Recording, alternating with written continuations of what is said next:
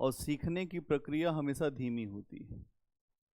सीखने की प्रक्रिया हमेशा धीमी होती है, क्योंकि आप जब तक, अगर मान लीजिए हिंदी साहित्य है आपका सब्जेक्ट, हिंदी साहित्य सब्जेक्ट में आपके पास कुछ शब्द, उस विषय की एक समझ, और समझ के साथ साथ लिखना आना चाहिए। आपने हाई स्कूल इंटर में भी संदर्भ, प्रसंग, व्याख्या लिखी होगी, अर्थ लिखा होगा। यहाँ भी वैसे ही है, वैसे ही लिखना होता है। कुछ विशेष लिखने होते हैं, बात कि संवेदना क्या है, शिल्प क्या है। अभ्यास, अभ्यास एक ऐसी चीज है जो आपको परफेक्ट बना देगी। भगवत गीता में एक बात आती है, अभ्यास ही च कौन्तेय, अभ्यास करो अर्जुन, उससे ही सब कुछ मिलेगा। अभी आज इस समय का जो पेपर का पैटर्न है वो भी अगर आप देखें तो उसमें बहुत ज़्यादा भूमिका आपकी बढ़ गई है। चाहे जनरल स्टडी हो, चाहे निबंध हो, चाहे जो भी लोग बता रहे निबंध, यूपीएससी एक बात बोल रहा है कि तुम जो डाल डाल तो हम पात पात। जो कोचिंग के लोग जो ये सोच रहे हैं कि नहीं हम जो बता देंगे वो प्रश्न आ जाए, वो प्रश्न नहीं बन रहा है। क्यों ऐसा है? क्योंकि यूपीएससी को चाहिए मौलिकता, मौलिक विचार चाहता है वो आपसे। और वो मौलिकता हमें कैसे मिलेगी?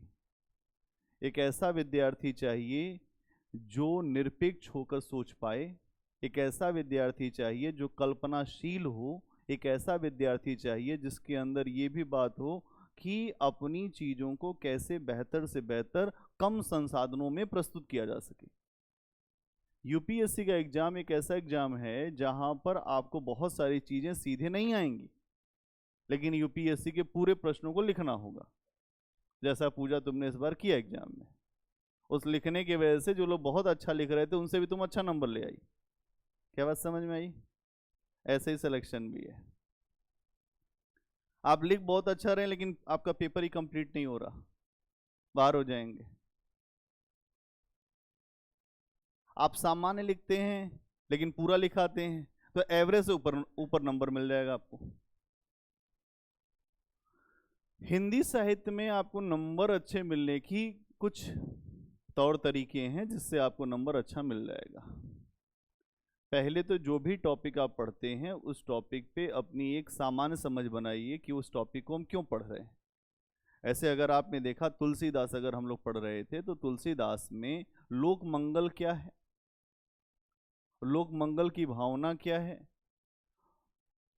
और आगे चल के महात्मा गांधी भी तुलसीदास के राम राज्य की चर्चा करते हैं। भारत के संविधान में भी राम राज्य की बात आती है।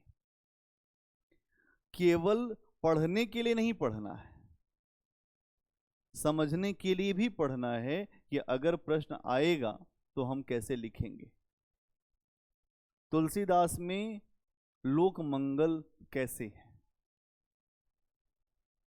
तुलसीदास लोक मंगल के कवि हैं, टिप्पणी करें। तुलसीदास के राम राज्य की अवधारणा वर्तमान में भी एक देश में या भारत में हमें लाने का प्रयास करना चाहिए। अब राम राज्य की अवधारणा क्या है, राम का राज्य कैसा है, वर्ण व्यवस्था की स्थिति क्या है, धर्म पे क्या बात कर सकते हैं, और क्या उनका राज्य एक धर्म प्रधान राज्य है, अब ये समझना पड़ेगा। क्योंकि आप जब तक प्रश्न के मर्म को नहीं समझेंगे तब तक आपको लिखना नहीं आएगा। और लिखने के लिए वही मैंने कहा कि बार बार लिख लिख के फेंकना पड़ेगा आपको। 300 प्रश्न तो लिखना ही लिखना पड़ेगा, चाहे जितना आप पेन ड्राइव पढ़ लीजिए, चाहे जितना आप कोर्स पढ़ लीजिए, चाहे जितना आप नोट्स पढ़ लीजिए, चाहे आप जितनी यहाँ पे जो बात की खाल निकाल के समझ लीजिए किसी बात को। लिखेंगे नहीं तो काम नहीं बनेगा। लिखना बहुत ज़्यादा जरूरी है। आप देख रहे हैं कि रेगुलरिटी क्लास में कितने लोग की रह पा रही है, फीस जमा करने के बाद भी कितने लोग रेगुलर रह पाते हैं। आपके सामने है रिजल्ट, लोग कहते हैं आईएएस का रिजल्ट नहीं आ रहा, हमको लिखना नहीं। उसमें समस्या ये है कि रेगुलर पढ़ा ही नहीं जाता। रेगुलर पढ़ने के लिए अपने आप को बड़ा मजबूत करना पड़ता है मन से। इस क्लास में 20 से 25 बच्चों के एडमिशन है, दिखते कितने हैं? आप अपने आप अनुमान लगा लीजिए, इसी से ही आपको जो रिजल्ट में भी समझ में आएगा। भीड़ से मत घबराइए, भीड़ पेपर देने जाती है उनको कुछ नहीं आता। कुछ लोग होते हैं जो वास्तव में सीरियस होते हैं, उन्हीं का सिलेक्शन होता है।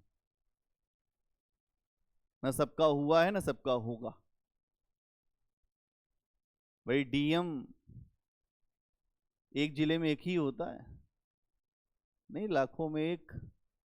यहां पे भी पढ़ने वाले लाख, होने वाला एक। क्यों? राष्ट्रीय है कि नहीं ऐसा? सहेली कहाँ गई? रहने दो घर, थोड़ा आनंद काटने दो। क्या ही जो घर रहने में मजा है वो पढ़ने में मजा है। घर का रहने का मजा, आनंद है, अलग है। कल क्या चर्चा किया था तुलसी पे, और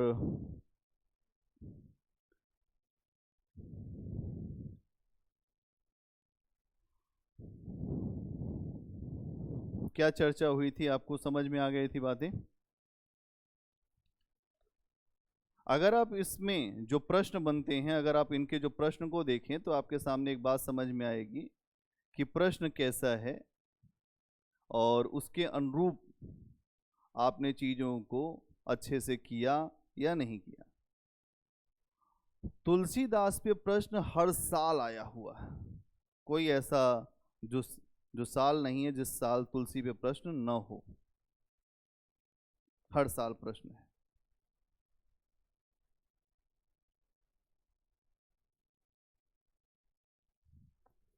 इसलिए तुलसीदास को देखना हमारे लिए बहुत ज़्यादा ज़रूरी है। अगर आप देखें तो प्रश्न आप लोग देखते हैं। अगर आपको मान लीजिए कि कहीं जाना है तो वहाँ भी पहुँचने के लिए सबसे अच्छा तरीका क्या है कि प्रश्न देख लिया जाए, कैसे प्रश्न आ रहे हैं, उसके अनुरूप पढ़ ले। तो लोग क्या करते हैं, जितना जितना ज्ञान है तुलसी पे सब पढ़ डालते हैं। फिर समस्या क्या होती है कि जो मूल बात है, जहां से प्रश्न पूछे जा रहे हैं या तुलसी की जो संवेदना है, जो उनकी मूल बातें हैं, वहां पे हम थोड़ा सा हल्के पड़ जाते हैं। इसलिए प्रश्न को करते समय, प्रश्न को देखते समय ये आकलन जरूर होना चाहिए कि हम जो पॉइंट पढ़ रहे हैं, क्या वो पॉइंट हमारे प्रश्न के अनुरूप जा रहा है। अभी आपका टेस्ट हुआ था, उस टेस्ट में आपने देखा था वही प्रश्न आए थे जो मैंने आपको पढ़ाया था, जो आपने नोट्स बनाया था, उसके बाहर कुछ भी नहीं है। मैं आपको ये भी बता दूं, यूपीएससी में भी जब आप पेपर देंगे लगभग 85% या 90% वही क्वेश्चन आएंगे जो मैं आपको बताऊंगा। लेकिन आप अच्छा उसी शर्त पे लिख पाएंगे जब आपकी तैयारी अच्छी हो, आपने लिखने का अभ्यास किया हो। और अगर आपने लिखने का अभ्यास नहीं किया, आपकी तैयारी अच्छी नहीं है, तो फिर आप चाहे जितना पढ़ लीजिए कोई फायदा नहीं होने वाला है। तो सबसे पहले आपका सिलेबस, जो सिलेबस के बाद आपका क्वेश्चन, क्वेश्चन किस टॉपिक पे कैसे पूछा जा रहा है, वहाँ पे व्याख्या कैसे आ रही है, व्याख्या लिखना कैसे है, संदर्भ क्या है, प्रसंग क्या है, व्याख्या क्या है, विशेष क्या है। मैंने आपको बताया था हिंदी साहित्य में नंबर लाना आसान है, लेकिन तब जब आपकी चीज़ें स्पष्ट हों। जैसे ये व्याख्या लिख रही थी तो जो पहली व्याख्या ही गलत लिख दी। अर्थ अच्छा लिखा हो बुरा लिखा हो उससे मतलब ही नहीं है, आपने संदर्भ ही गलत लिख दिया। वो पूछ रहा है कबीर से आप लिख रहे हैं सूरदास के द्वारा रचित है पद, तब क्या होगा? 0 नंबर मिलेगा। क्यों? क्योंकि उससे फिर आगे भी वो आपकी कॉपी बहुत ध्यान से चेक करेगा, कहीं ऐसा ना हो जाए कि आप कहीं का कहीं लिख दें। इसलिए एग्जाम में ये ध्यान देना जरूरी है कि अगर आपको, मैंने इसका भी तरीका बताया था कि संदर्भ में आपको समझ में नहीं आ रहा है ये किसका है, तो नाम लिखने से बचेंगे।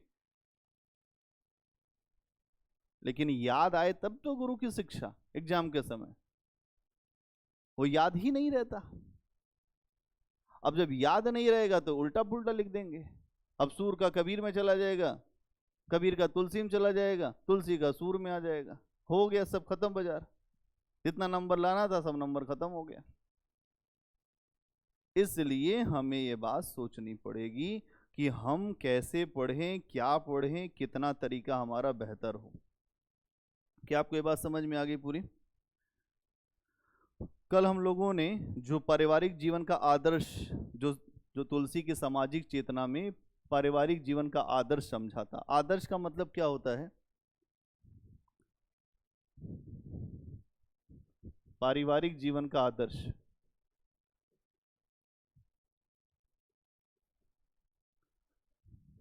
हम सभी एक परिवार में रहते हैं, वहां कुछ आदर्श हमारे लिए हैं। आदर्श क्या होता है? एक मर्यादा है। राम के जीवन से सबसे बड़ी चीज हम क्या सीखते हैं? कि जीवन को कैसे मर्यादित रख के आगे बढ़ना है। जीना और मरना इस सबको यहीं पे है। जीना यहीं, मरना यहीं, इसके सिवा जाना कहाँ? नहीं गाना है। मरना और जीना यहीं है, इसलिए ऐसी मर्यादाएं बना के जाए कि मरने के बाद कोई गाली ना दे। राम वही मर्यादा बनाते हैं, और आज राम की उतनी ही जरूरत है समाज में, क्योंकि आज हर व्यक्ति रावण बनने की प्रक्रिया में है। लोग कहते हैं मेरा नाम रावण है। नहीं देखा आपने? एक दो लोग हैं लिखते हैं रावण हूं मैं। अरे रावण बनने से क्या ही हो जाएगा? शक्ति का प्रयोग कैसा हो रहा है, इस पे बात है ना। राम के पास शक्ति है लेकिन विवेक है। बिना शक्ति के आप नहीं जी पाओगे। आप क्यों यहां पढ़ रहे हो? क्योंकि शक्ति चाहिए आपको, पावर। आईएएस आईपीएस हो गए, 10 आदमी घेर के चलेंगे, पावर। लेकिन उसी में पावर के साथ आपके पास संयम हो, न्याय करना चाहते हो आप, तो राम बन जाएंगे आप सीता बन जाएंगे। उसी में आप ये सोचेंगे उनको पकड़ के मैं मार डालूंगा, तो रावण हो जाएंगे। नहीं बन जाएंगे रावण। बोलो भाई। राम, इसीलिए राम कह रहे हैं जीवन का आदर्श क्या है। तो जीवन का आदर्श क्या है? आदर्श पुत्र। तो राम कैसे हैं? आदर्श पुत्र। और क्या है? आदर्श आदर्श पति भी हैं, आदर्श पिता भी हैं, आदर्श भाई भी हैं। आप लोग अक्सर, और क्या हो, आदर्श राजा भी हैं।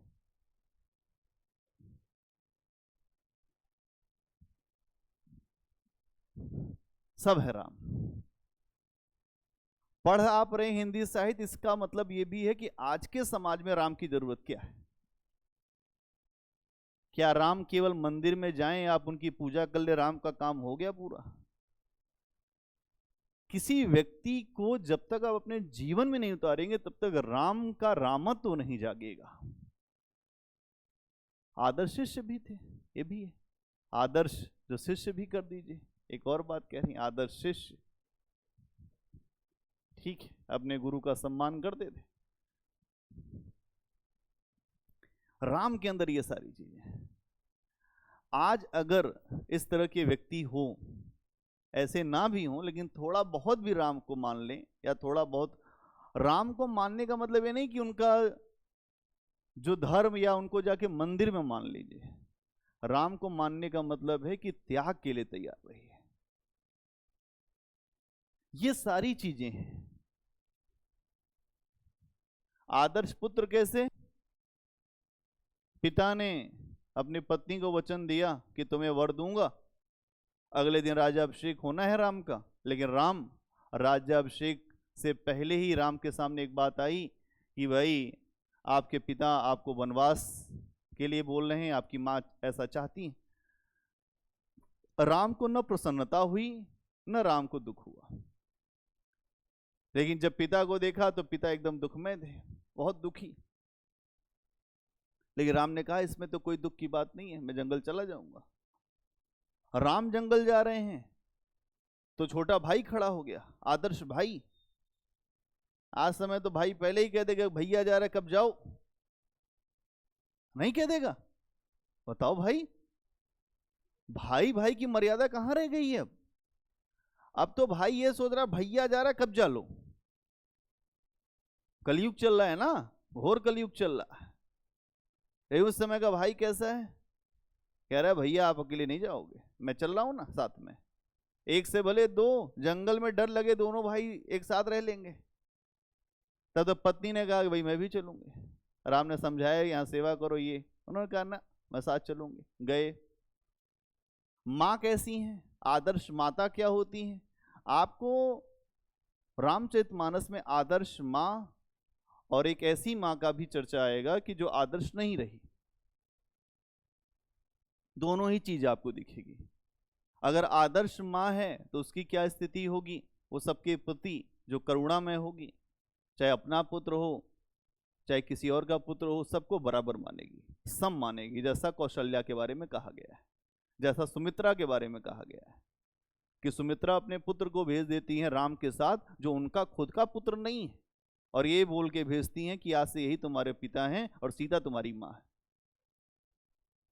ये है आदर्श।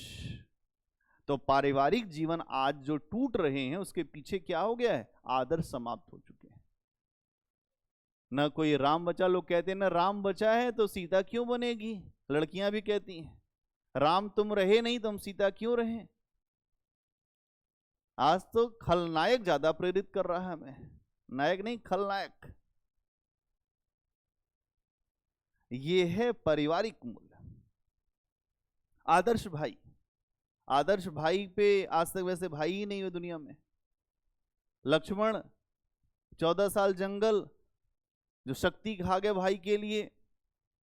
राम सोते थे, लक्ष्मण जगते थे, पहरा देते थे जंगल में। ऐसा भाई तो भाई बहुत मुश्किल है। और एक ही साथ पैदा हुए थे, एक बात समझिएगा, राम लक्ष्मण और भरत जो शत्रुघ्न, सब में कोई बहुत अंतर नहीं, एक एक दो दो मिनट के अंतर पे पैदा हुए हैं बच्चे, कोई जो बहुत ज्यादा बड़े नहीं है राम। लेकिन ये मानना आगे, जिसको मान लिया मन से कि आप बड़े हो, तो मान लिया तो मान लिया, अब फिर क्या आगे पीछे करना।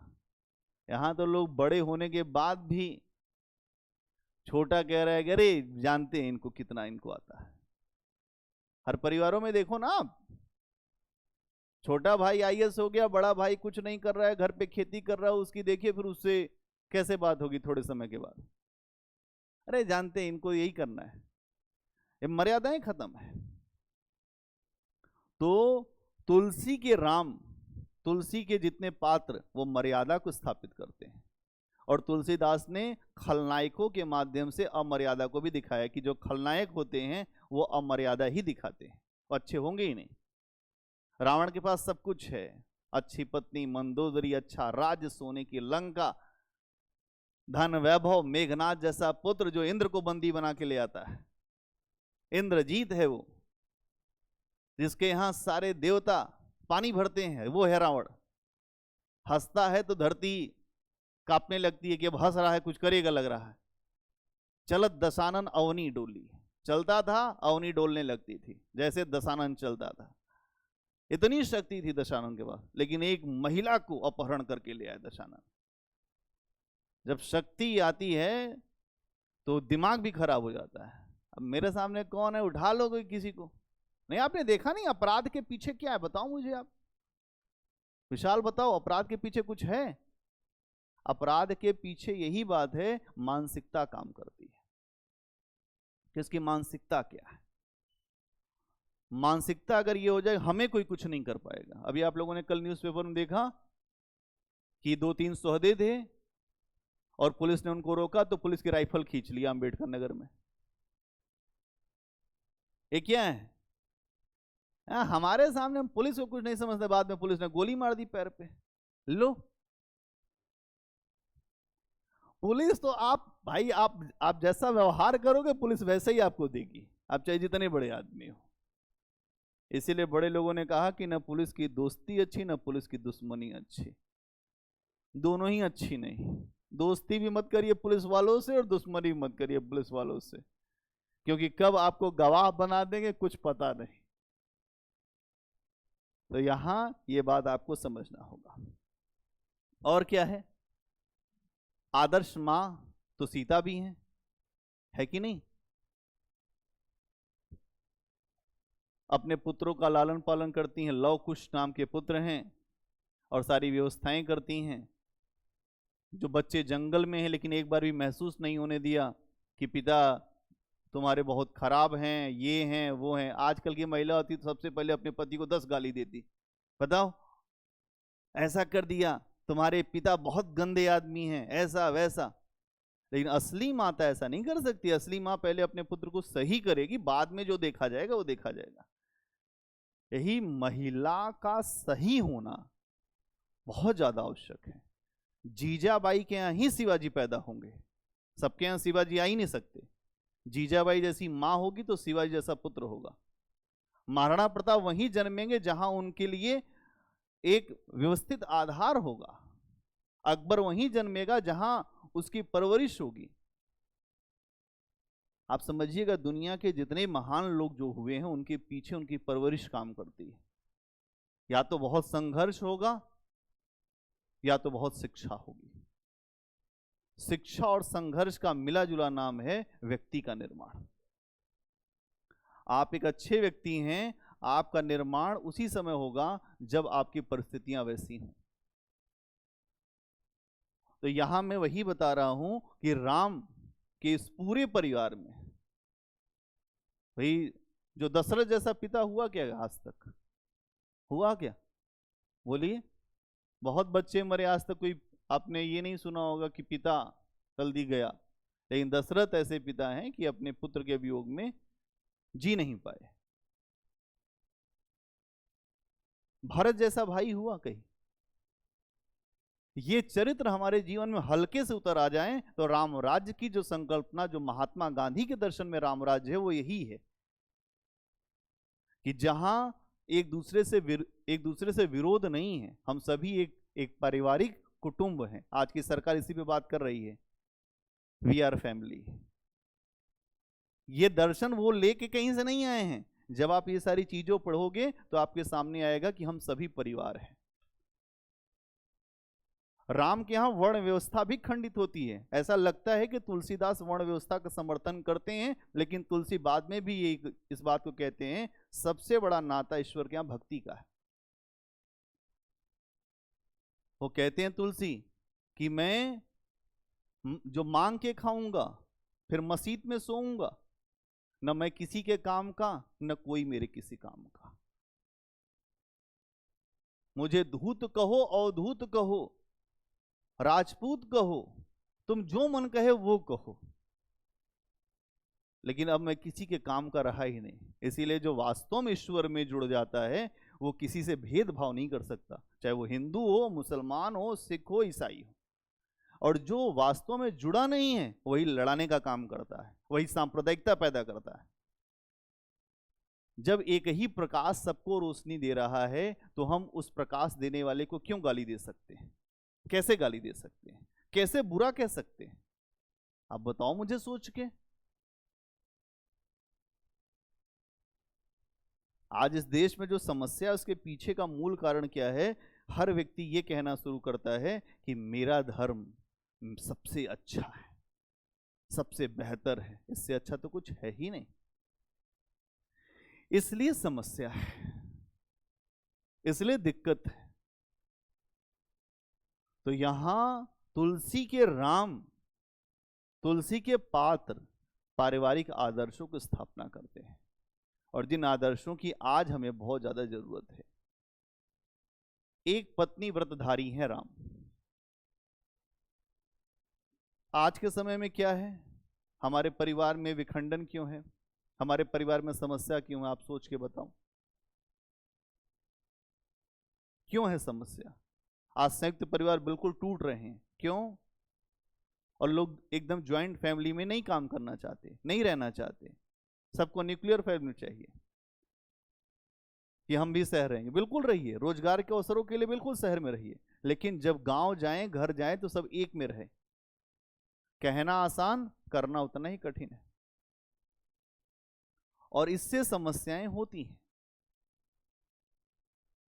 तो ये बात आपको समझना है कि पारिवारिक जीवन का आदर्श कैसे है, राज्य व्यवस्था कैसी है। इसको मैंने समझाया था। राज्य व्यवस्था क्या है? राज्य व्यवस्था कैसी राज्य व्यवस्था है? तुलसीदास के पहले आमतौर पर जितने भी कवि हैं, चाहे वो सूर हों, कबीर हों, जायसी हों, सबने राज व्यवस्था पर बहुत बहुत बातें नहीं की, आमतौर पर राज व्यवस्था से बचने का प्रयास किया है। अगर आप देखेंगे तो कबीर के यहाँ राजनीतिक चिंतन बिल्कुल नहीं है कि राजा के ऊपर कोई बात कह रहे हैं। वो समाज सुधारक हैं, राजा पे कुछ नहीं कह रहे। जैसी क्या राजा है रत्नसेन, लेकिन राजा के पास एक काम है केवल। राजा कहाँ क्या काम करेगा? सिंघल द्वीप जाएगा, पद्मावती से मिलेगा, फिर बेहोश हो जाएगा, यही राजा का काम है। बाकी ये नहीं दिखाया कि चित्तौड़ में राजा क्या करता है, कैसे काम करता है, ये नहीं दिखाया। तुलसी पहले कवि हैं मध्यकाल के जो राजा के लिए आदर्श की बात कर रहे हैं कि भाई राजा होना चाहिए। सूर के यहां देखो, सूर के यहां राजा दिखते हैं। कृष्ण राजा हो गए मथुरा के, और जब राजा हो गए तो अपना एक प्रतिनिधि भेजते हैं उद्धव को। उद्धव को भेजते हैं, उद्धव खूब यहाँ गोपियों को समझाता है, राधा को समझाता है कि ऐसा है गोपी राधा, क्या कृष्ण कृष्ण करती हो, तुम ऐसा नहीं ऐसा करो, मतलब शहर की शिक्षा देता है। तो गोपियां ये भी कहती हैं कि तुम राजनीति पढ़ाए हो, हरि हैं राजनीति पढ़ाए। एक पहले से चतुर थे, ऊपर से और चतुर हो गए हैं अब जाके शहर में। लेकिन वहां पर भी राज्य के बारे में, राजा के बारे में बहुत ज्यादा चर्चा उस तरीके से नहीं है। तुलसी एक कंप्लीट आदर्श राजा का रखते हैं कि राजा कैसा होना चाहिए। कहते हैं जहां पर राजा मूर्ख टाइप का हो, ढोल टाइप का हो या गवार टाइप का हो, वहां उस राज्य में लोगों का जीवन जो है बहुत खराब हो जाएगा। जिस राजा के अंदर साम दाम दंड भेद कुछ ना हो, राज चलाने के लिए चाहिए साम दाम दंड और भेद। क्या क्या होता है? साम क्या है? साम पहले साम्यता बनाइए। अगर कहीं विवाद है किसी राज्य से तो पहले साम्यता। अंतर्राष्ट्रीय संबंधों में इसकी बड़ी चर्चा होती है। दाम, उसको दीजिए पैसा, नेपाल को दे दें हम 100 को, मान लीजिए 1000 करोड़, अपने आप शांत हो जाए नेपाल। दाम। उसके बाद बात न बने तो दंड, और उसके बाद ही बात न बने तो उसके शत्रुओं, उसके जो मित्र हैं उनमें भेद कर दीजिए। तुलसी कह रहे हैं कि अगर राजा के पास इतनी सेंस नहीं है तो वो राजा कुछ नहीं करेगा, वो केवल दंड कराल देगा, केवल दंड कराल, वो अपनी ही जनता को दंड देगा। इसीलिए राजा वो होना चाहिए जिसके पास समझ हो, जिसके पास एक अच्छा अप्रोच हो। तुलसी कहते हैं जासु राज प्रिय प्रजा दुखारी, सो निप अवस नरक अधिकारी। जासु राज प्रिय प्रजा दुखारी, जो राजा अपनी प्रजा को देता है या समस्या देता है, वो राजा अवश्य ही नरक का अधिकारी है। मतलब राजाओं को भी तुलसी ने कहा है कि अगर कोई राजा अपनी जनता को कष्ट दे रहा है तो उसको नरक अवश्य भोगना पड़ेगा। तुलसीदास का समय कब का है? मध्यकाल का समय है, जहां भारत में सामंतवादी व्यवस्था हावी है। सामंत आम जनता का शोषण कर रहे हैं, और आम जनता के शोषण से तुलसी के मन में भी एक गहरी दुख है, एक गहरा जो उनके मन में आता है कि आम जनता का इतना शोषण क्यों हो रहा है। इसीलिए तुलसी के राम हाथ उठाकर ये कहते हैं कि मैं निश्चरहीन करो मही, इस पूरी धरती को मैं दुष्टों से हीन कर दूंगा। निश्चरहीन करो मही, भुज उठाए पनकीन। हाथ को उठा के राम ने प्रतिज्ञा किया, सकल मुनिन के आश्रम जाए जाए सुखदीन। और सभी मुनियों के यहाँ, ऋषियों के यहाँ राम गए स्वयं 14 साल में, और सबके आश्रम पर जा जाके बोला कि क्या समस्या है आप बताओ, हम समाधान निकालेंगे। मैं राम और लक्ष्मण हम दोनों आपके लिए खड़े हैं सेवा में। इसलिए आपको समझना पड़ेगा कि राम लक्ष्मण का क्या रोल था और तुलसी के राम कैसे हैं। क्या समझ में आ रही बात? बोलिए। आपको पहले मोटी मोटी समझ आपको यहां पर अपनी रख लेनी है। तो कल आपने जो पारिवारिक जीवन का आदर्श लिख लिया था, थोड़ा राज्य व्यवस्था पर 1-2 लाइनें लिखिए, फिर अर्थव्यवस्था पर आएंगे तुलसी के। लिखिए, राज व्यवस्था। तुलसी ऐसे कवि हैं मध्यकाल के जो राज व्यवस्था पर चर्चा करते हैं, है ना। उसमें लिखिए, भक्ति काल के अधिकतर कवि, भक्ति काल के अधिकतर कवि राजनीति से अपनी दूरी बनाकर रखते हैं।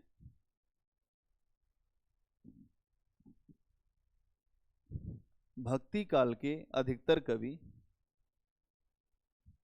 राजनीति से अपनी दूरी बनाकर रखते हैं। जैसे कबीर के यहाँ राजनीतिक चिंतन, जैसे कबीर के यहाँ राजनीतिक चिंतन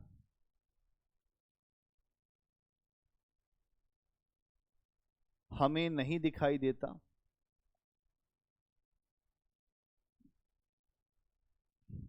जायसी के यहाँ, जायसी मतलब मलिक मोहम्मद जायसी, जायसी के यहाँ नायक स्वयं राजा है।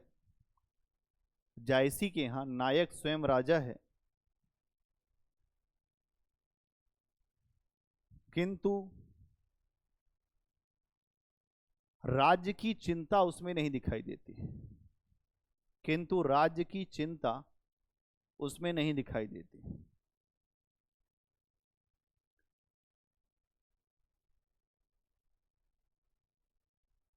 वहीं सूरदास के यहाँ, वहीं सूरदास के यहाँ राजनीतिक चिंतन दिखता है। वहीं सूरदास के यहाँ राजनीतिक चिंतन दिखता है, क्योंकि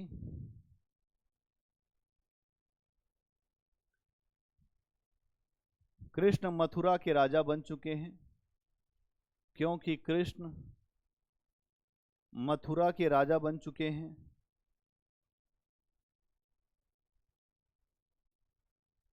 और गोपियां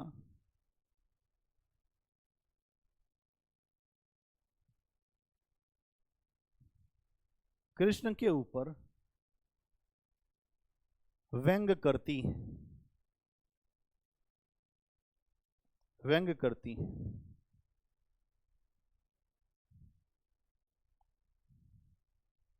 ये तो हो गया तुलसी के पहले का, हमने एक बार समझ लिया कि तुलसी के पहले किसके यहाँ कितनी राजनीति क्या क्या।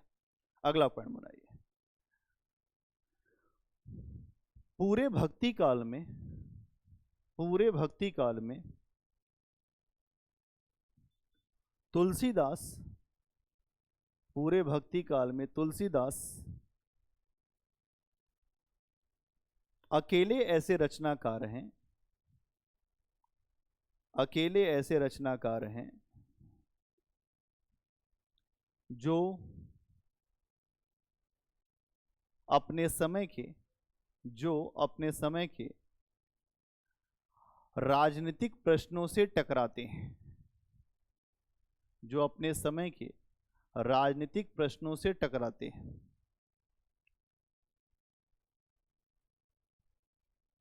उनका मानना था, उनका मानना था अच्छे समाज का निर्माण टकराते हैं। उनका मानना था अच्छे समाज का निर्माण अच्छी राजनीति से हो सकता है। इसी पे केजरीवाल जी राजनीति में आए थे। अच्छे समाज का निर्माण अच्छी राजनीति से हो सकता है। तो आप सब बताइए, अच्छे समाज का निर्माण करना चाहते हैं कि नहीं? तो अच्छे राजनीतिक की जरूरत है कि नहीं? पॉलिटिशियन की जरूरत है कि नहीं? इसीलिए राजनीति के लिए लोग बात करते हैं। लोग नौकरी छोड़ दी आईएएस की राजनीति के लिए, और ये कहा कि हम विकल्प देंगे। आज देखिए विकल्प मिल गया जनता को। ठीक है, तो यहाँ एक बात समझ पा रहे हैं आप कि तुलसी ने कहा कि अगर अच्छा समाज चाहिए तो अच्छी राजनीति चाहिए। अच्छी राजनीति इक्वल टू अच्छा समाज, अच्छा समाज इक्वल टू अच्छी राजनीति नहीं। और अच्छी राजनीति नहीं है तो क्या अच्छा समाज बनेगा? तब अंधधुंध सरकार बनेगी, कुछ भी हो जाएगा वहां। कब किसको उठा लेंगे, जो विरोधी होगा वो गायब हो जाएगा। नहीं गायब हो जाता। हिटलर ने अपने सारे विरोधियों को मरवा दिया, मुसोलिनी ने अपने सारे विरोधियों को मरवा दिया। अभी देखिए पुतिन जी भी वही कर रहे हैं। चाइना में हो ही रहा, रक्षा मंत्री गायब हो गया, विदेश मंत्री गायब हो गया। जो विरोध करेगा उसको उतार देंगे पार। जाओ वहीं उतर के तुम विरोध करना। कहां पे उतर के? घाट नहीं। तो ये आपको समझना पड़ेगा कि तुलसी कह रहे हैं अच्छी राजनीति अच्छे समाज के कारण होती। आगे लिखिए। इसीलिए हाँ, इसी के अंदर इसीलिए तुलसीदास ने अपने समय की राजनीतिक विसंगतियों पर इसीलिए तुलसीदास ने अपने समय की राजनीतिक विसंगतियों पर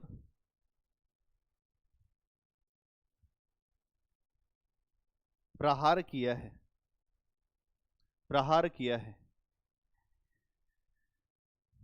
और एक अच्छी राजनीतिक व्यवस्था की कल्पना करते हैं। एक अच्छी राजनीतिक व्यवस्था की कल्पना करते हैं।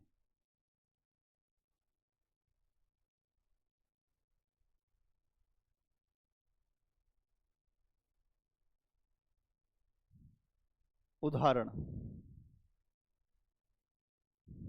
तुलसी बताते हैं कि इस समय राजा की स्थिति क्या हो गई है। एक उदाहरण लिखिए। गोड़ गवार निपाल मही। गोड़ गवार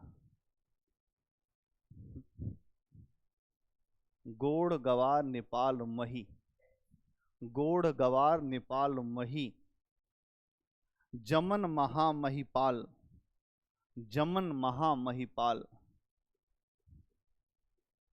महामहिपाल। गोड़ गवार निपाल मही जमन महामहिपाल। साम न दाम न भेद कली। साम न दाम न भेद कली। साम न दाम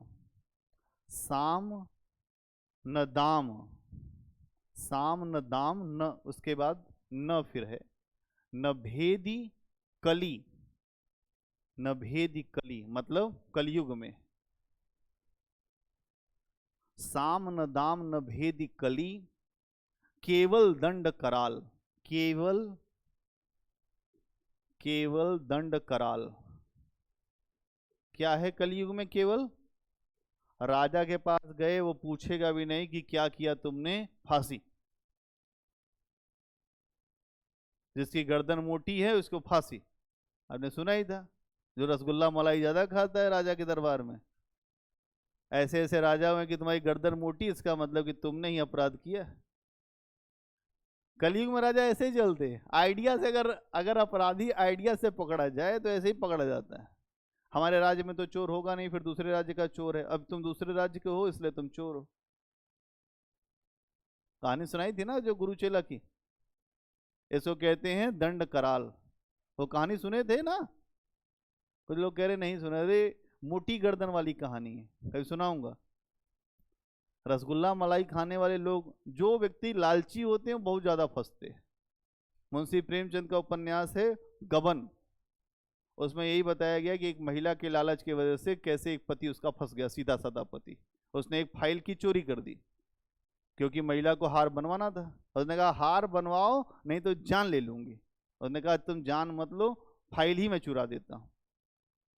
तो गबन कर दिया फाइल, उसने पैसा उठा लिया, हार बन गया। उस समय हंसी आई, बाद में रोना आया। इसलिए जो सोने के पीछे भागता है, एक दिन उसको सोना भी वैसे ही सुला देता है। जब सिकंदर मरा तो उसने कहा कि ऐसा है कि मेरे हाथ में वो सारी चीजें रख देना जो तुम चाहते हो कि ये पूरी दुनिया देखे। तो सिकंदर ने बहुत कुछ जीता था, लेकिन कुछ साथ गया नहीं सिकंदर के। तो बड़े लोगों ने बताया, कहाँ गया वह जो दारा सिकोह, कहाँ गया वह सिकंदर। चले गए सब अजल के मुख में, सब चले गए अजल के मुख में, काल के मुख में। ना आज कोई सिकंदर है, ना आज कोई दारा शिकोह है, ना आज कोई अकबर है। कोई बचता कहाँ है यहाँ? यहाँ सब कुछ अच्छा करोगे तो ठीक, बुरा करोगे तो ठीक। और बुरा करोगे तो उसका भी फल तुम जानते नहीं हो, वो तो वहां पता चलेगा कि क्या किया, और जब हिसाब होगा। यहाँ बैंक में हिसाब करते हैं ना पैसे का, वैसे वहां भी हिसाब होता है बैंक में। उसी हिसाब से फिर अच्छा और बुरा हो जाता है फैसला। ठीक, अगला पॉइंट बनाइए। तुलसीदास इस व्यवस्था को स्वयं तो नहीं बदल सकते थे। तुलसीदास इस व्यवस्था को स्वयं तो नहीं बदल सकते थे, किंतु अलौकिक स्तर पर, ऐसे कलयुगी राजा के लिए, अलौकिक स्तर पर ऐसे कलयुगी राजा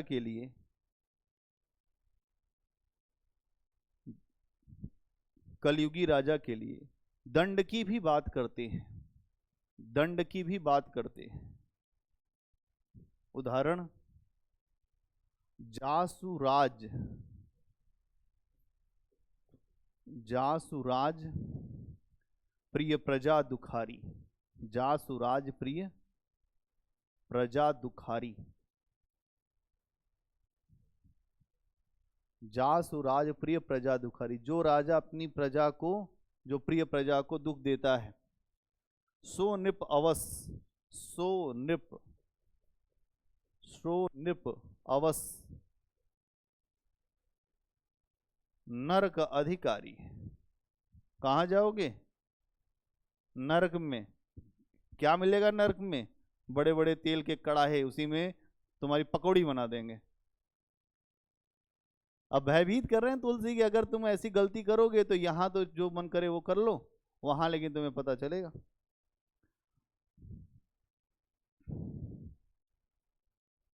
अब देखिए, एक चीज समझिएगा कि राजनीति की आलोचना करने से काम नहीं चलेगा। जैसे आपने किसी की आलोचना कर दिया कि फलाना नेता बहुत खराब है, ये व्यवस्था बड़ी खराब है, आलोचना करने वाले को एक नया विकल्प भी देना पड़ता है। तुलसी केवल आलोचना ही नहीं कर रहे हैं, तुलसी ने एक वैकल्पिक मार्ग भी दिया है। जैसे अगर आप किसी भी सरकार की आलोचना करते हो या जो भी आलोचना करते हो, उसके बाद अगर आपने कोई एक वैकल्पिक मार्ग, उसका ऑप्शन नहीं सुझाया, तो फिर आपकी आलोचना करने का आपको अधिकार ही नहीं। तुलसी केवल आलोचना नहीं कर रहे हैं राजनीति की, आलोचना के साथ साथ वो ये कह रहे हैं कि एक नया विकल्प है। क्या है साहब? राम राज्य। राम राज्य एक ऐसा राज्य है जहां कोई भेदभाव नहीं होगा, जहां कोई किसी के ऊपर कोई बाध्यता नहीं होगी, जहां समानता होगी, जहां सभी बुद्धिमान होंगे, जहां सभी के पेट भरे होंगे, जहां सब रोजगार कर रहे होंगे। यह है राम राज्य। आप मोटे स्तर पे देखें तो आपको लगेगा कि वही पुराना राजा राम, ऐसा नहीं है। तुलसी का राम राज्य का मतलब ये है, राम जब गद्दी पर बैठेंगे तो सारे शोक मिट जाएंगे सबके।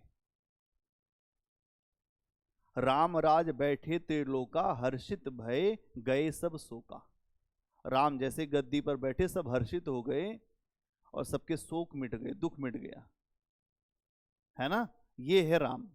इसके अलावा राम के राज्य में कोई भी दुख नहीं है। दैहिक दैविक भौतिक तापा, राम राज नहीं काहू व्यापा। 3 प्रकार के ताप हमारे शरीर में, एक दैहिक ताप, एक भौतिक ताप और एक दैविक ताप। जो भौतिक, दैहिक और दैविक। तो दैविक ताप क्या होता है?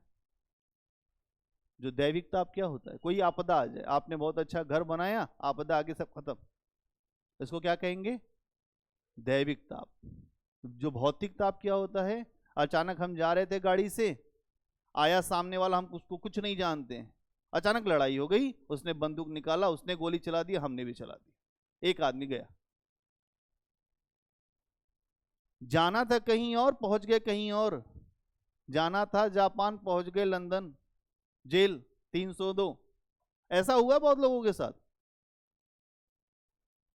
बहुत अच्छे अच्छे स्कॉलर, बहुत बड़े बड़े अपराधी हो गए। कुछ ऐसा ही मैटर हो गया कि वहां पे उनको समझ में नहीं आया, आगे बात बढ़ गई, उसके बाद फिर चीजें अपराध में आ गए। हमारे साथ में एक लड़का पढ़ता था, बहुत पढ़ने में तेज था। तेज आदमी बहुत खतरनाक होता है, जो पढ़ने में बहुत तेज होगा उतना ही खतरनाक होगा।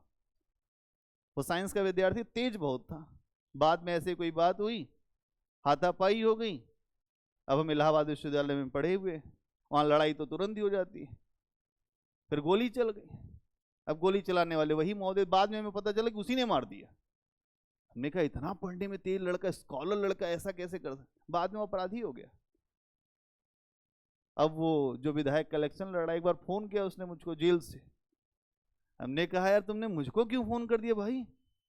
कहा मुझे याद आ रही थी तुम्हारी। अब आप समझिए, याद आए तो फिर ये भी खतरनाक है, ज्यादा प्रेम भी इसीलिए खतरनाक है। अब मैं उसे बहुत मानता था, क्यों? क्योंकि वो पढ़ने में बहुत अच्छा था, टीचर भी हो गया था गवर्नमेंट का। है अब समय, भाई किसी ने कुछ बोला नहीं है बात, इसीलिए कब क्या हो जाएगा कुछ पता नहीं है। कबीर कहता है किसी पे हंसिए मत, सबकी नाव अधर में है फंसी हुई, रंग न हंसिए कोई, ना जाने उस पल क्या हुए। अभी तो आप अगले पल का ठिकाना नहीं, और आप यहाँ लंबी लंबी प्लानिंग करके बैठे हैं कि ये हो जाएगा, ये हो जाएगा, ये हो जाएगा, बड़े बड़े। इसीलिए यहाँ आप देखेंगे कि ये बात यहाँ पर कही जाती है। एक वैकल्पिक व्यवस्था तुलसी रखते हैं। तो लिख दीजिए थोड़ा, तुलसी अपने समय की, अगला पॉइंट बना के, तुलसी अपने समय की राजनीति की आलोचना ही नहीं करते, तुलसी अपने समय की राजनीति की आलोचना ही नहीं करते, बल्कि नए वैकल्पिक मार्ग भी, बल्कि नए वैकल्पिक मार्ग भी, बल्कि नए वैकल्पिक मार्ग भी सामने रखते हैं।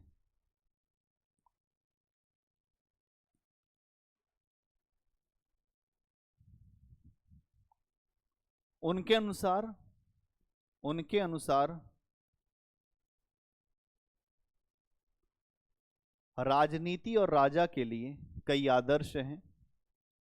उनके अनुसार राजनीति और राजा के लिए कई आदर्श हैं,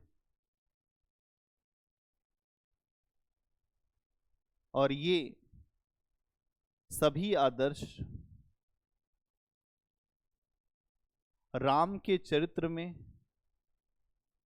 और ये सभी आदर्श राम के चरित्र में और उनके राज्य में हमें दिखाई देते हैं।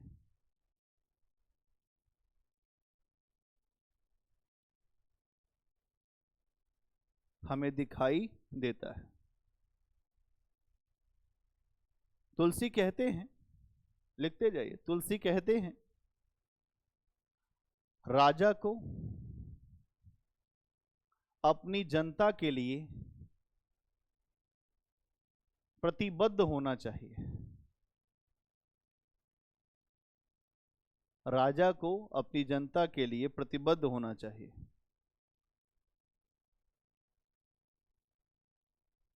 इसका मतलब समझ पा रहे हैं?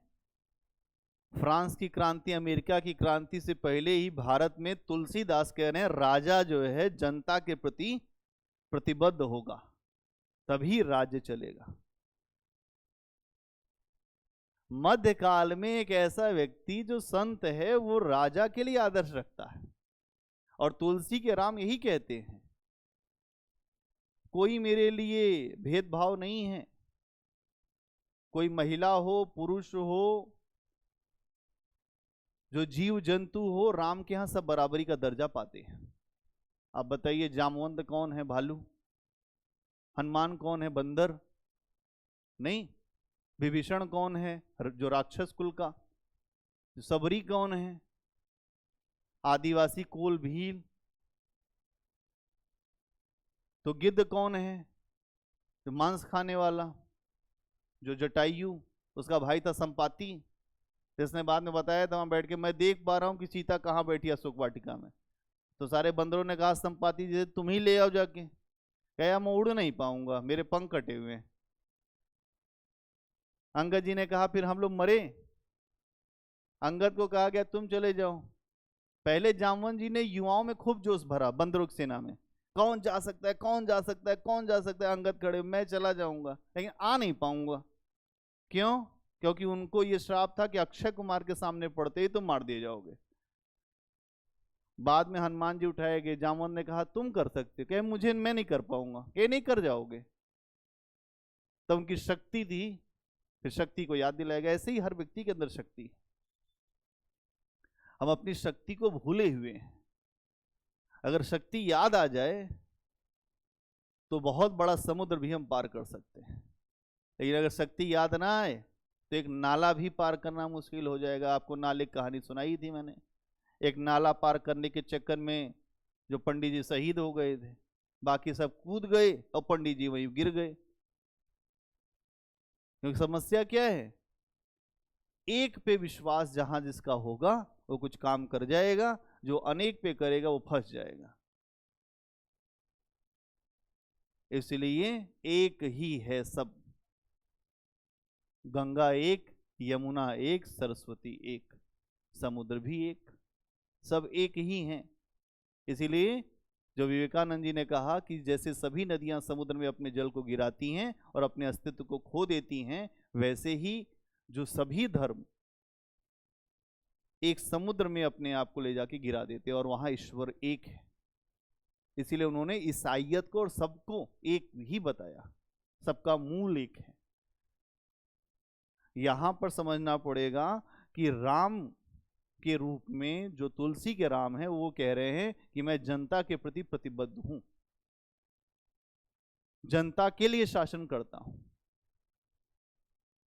और जनता के लिए जो अच्छा होता है वही करता हूं।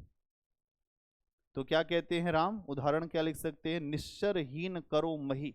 एक उदाहरण लिख दीजिए, इसी के आगे उदाहरण लिख दीजिए। निश्चर, निश्चरहीन करो मही, निश्चरहीन करो मही, कि मैं इस धरती को निशाचरों से हीन कर दूंगा। भुज उठाए पन कीन, भुज उठाई पन कीन मतलब किया प्रण। क्या किया? प्रण किया। सकल मुनिन के आश्रम जाय जाय सुखदीन। सकल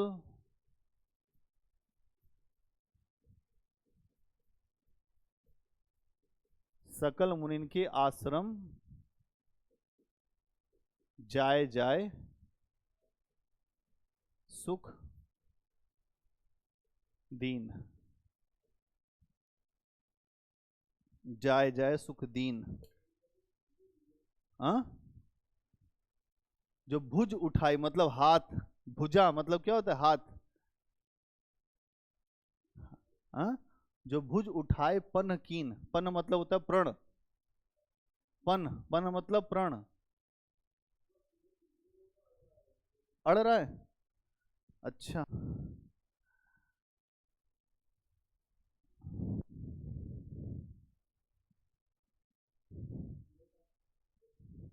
पूरा साफ किया इसीलिए तो फिर से लिखेंगे। कि जो निश्चरहीन करो मही, निश्चरहीन करो मही, फिर भुज उठाए पन कीन, भुज उठाए पन कीन। अब दिख रहा है, निश्चरहीन करो मही, भुज उठाए पन कीन, सकल मुनिन के आश्रम,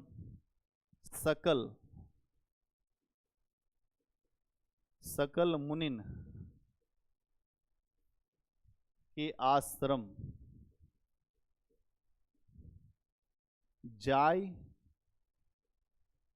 जाय सुख दीन।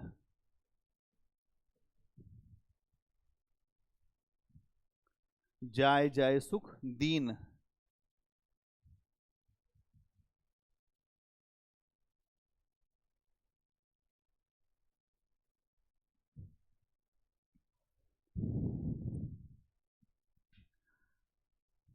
ठीक हो गया, अगला पॉइंट बनाइए।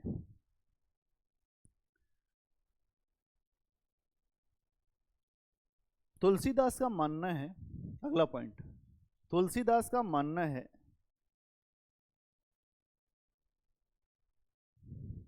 अच्छी राजनीति सत्ता के भोग के लिए नहीं, अच्छी राजनीति सत्ता के भोग के लिए नहीं, सेवा के लिए होती है। आज के नेताओं पे खूब अच्छा बैठता है। अच्छी राजनीति सत्ता के भोग के लिए नहीं, सेवा के लिए होता है। इसीलिए नेता खद्दर की टोपी लगा के बैठ गए, सेवा है, हम सेवा करते हैं सबकी। अच्छी राजनीति सत्ता के भोग के लिए नहीं, सेवा के लिए होती है। आगे लिखिए, मध्यकाल में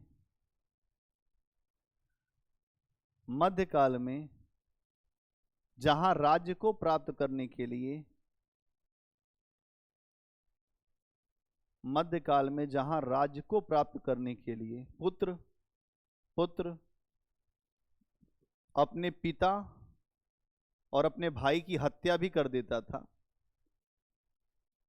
मध्यकाल में राज्य को प्राप्त करने के लिए पुत्र अपने पिता और भाई की हत्या भी कर देता था।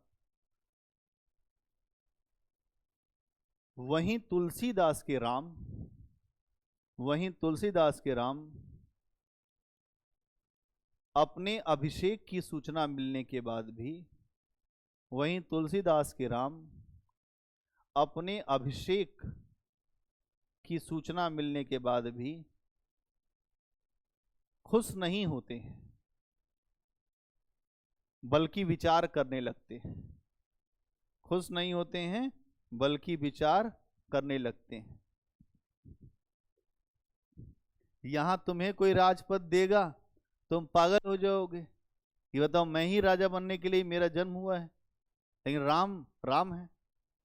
क्या कहते हैं, जन्मे एक संग सब भाई। जन्मे, उदाहरण लिख दीजिए, जन्मे एक संग सब भाई, जन्मे एक संग सब भाई, सारे भाई एक साथ जन्मे। जन्मे एक संग सब भाई, उसके बाद पुनीत जन्मे एक संग सब भाई, भोजन शयन केली लरिकाई। भोजन शयन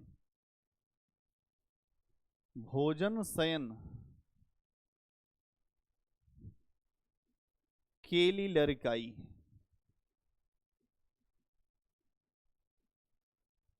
साथ भोजन किया, साथ खेले, साथ बचपन बीता। भोजन शयन केली लरिकाई, है ना। तो लरिकाई, अगर आप अवध क्षेत्र में होंगे तो अवध क्षेत्र में लरिकाई मतलब होता है लड़का, बच्चा, खेलना। कि लड़काई को प्रेम कहो, कि बचपन का प्यार, आजकल खूब गाने इसी पे आजकल वायरल हुए हैं। तो यहां आप देखेंगे, अरे एक बार आ जाओ भाई पुनीत।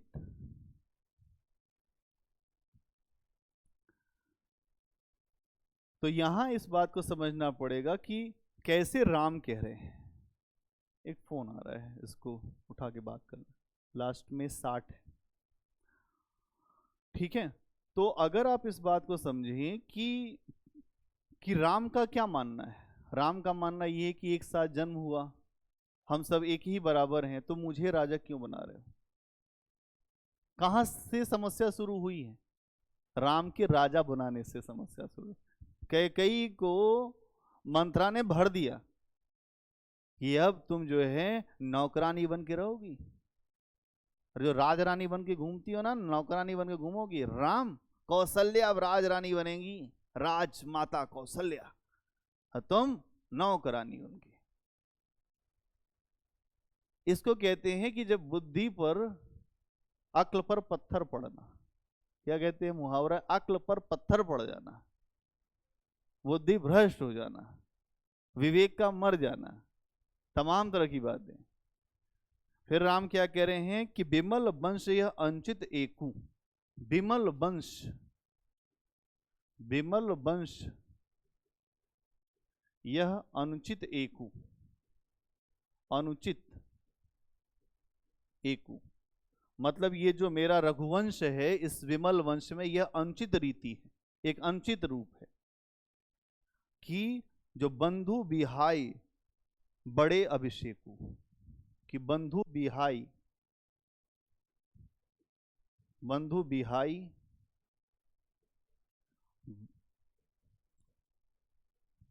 बड़े अभिषेकु,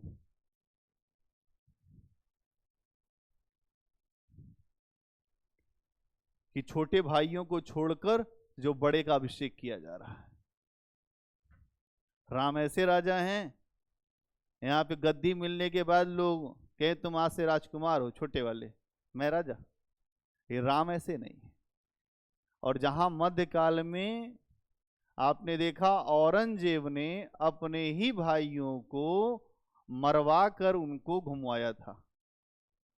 शाह बुलंद इकबाल दारा शिकोह को मरवाने के बाद औरंगजेब ने दिल्ली की गलियों में घुमवाया था और कहा था ये देख लो, जो मेरे खिलाफ जाता है, जो मैं भाई को नहीं छोड़ा तो तुमको क्या ही छोड़ूंगा। राज्य के लिए भाई भाई मार दिए गए, पिता मार दिए गए। अजात शत्रु अगर आप देखो तो बिंबिसार मार देता है, उसका पुत्र अजात शत्रु का उदयन उसको मार देता है। इतिहास अमर है, कहानियां अमर हैं। इसीलिए आदर्श राजा राम हैं।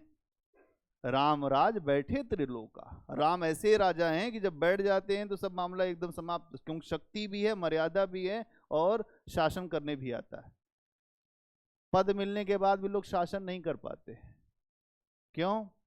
कहीं अपना परिवार बाधा बन जाता है, कहीं हमारी जाति बाधा बन जाती है, कहीं हमारा धर्म बाधा बन जाता है, कहीं हम बाधा बन जाते हैं, कहीं हमारे लोग बाधा बन जाते हैं।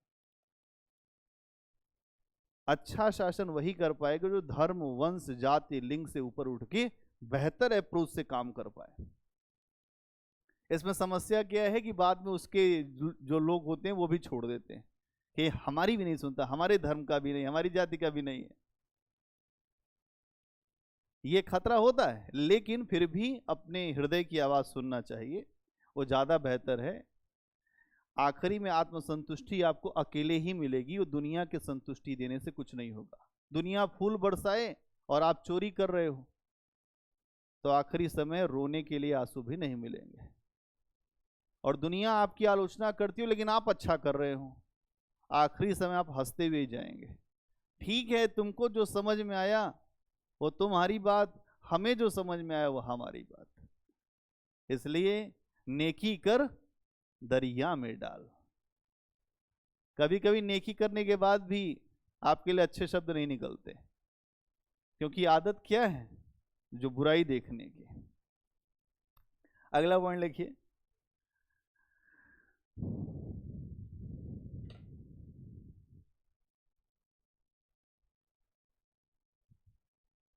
तुलसीदास तुलसीदास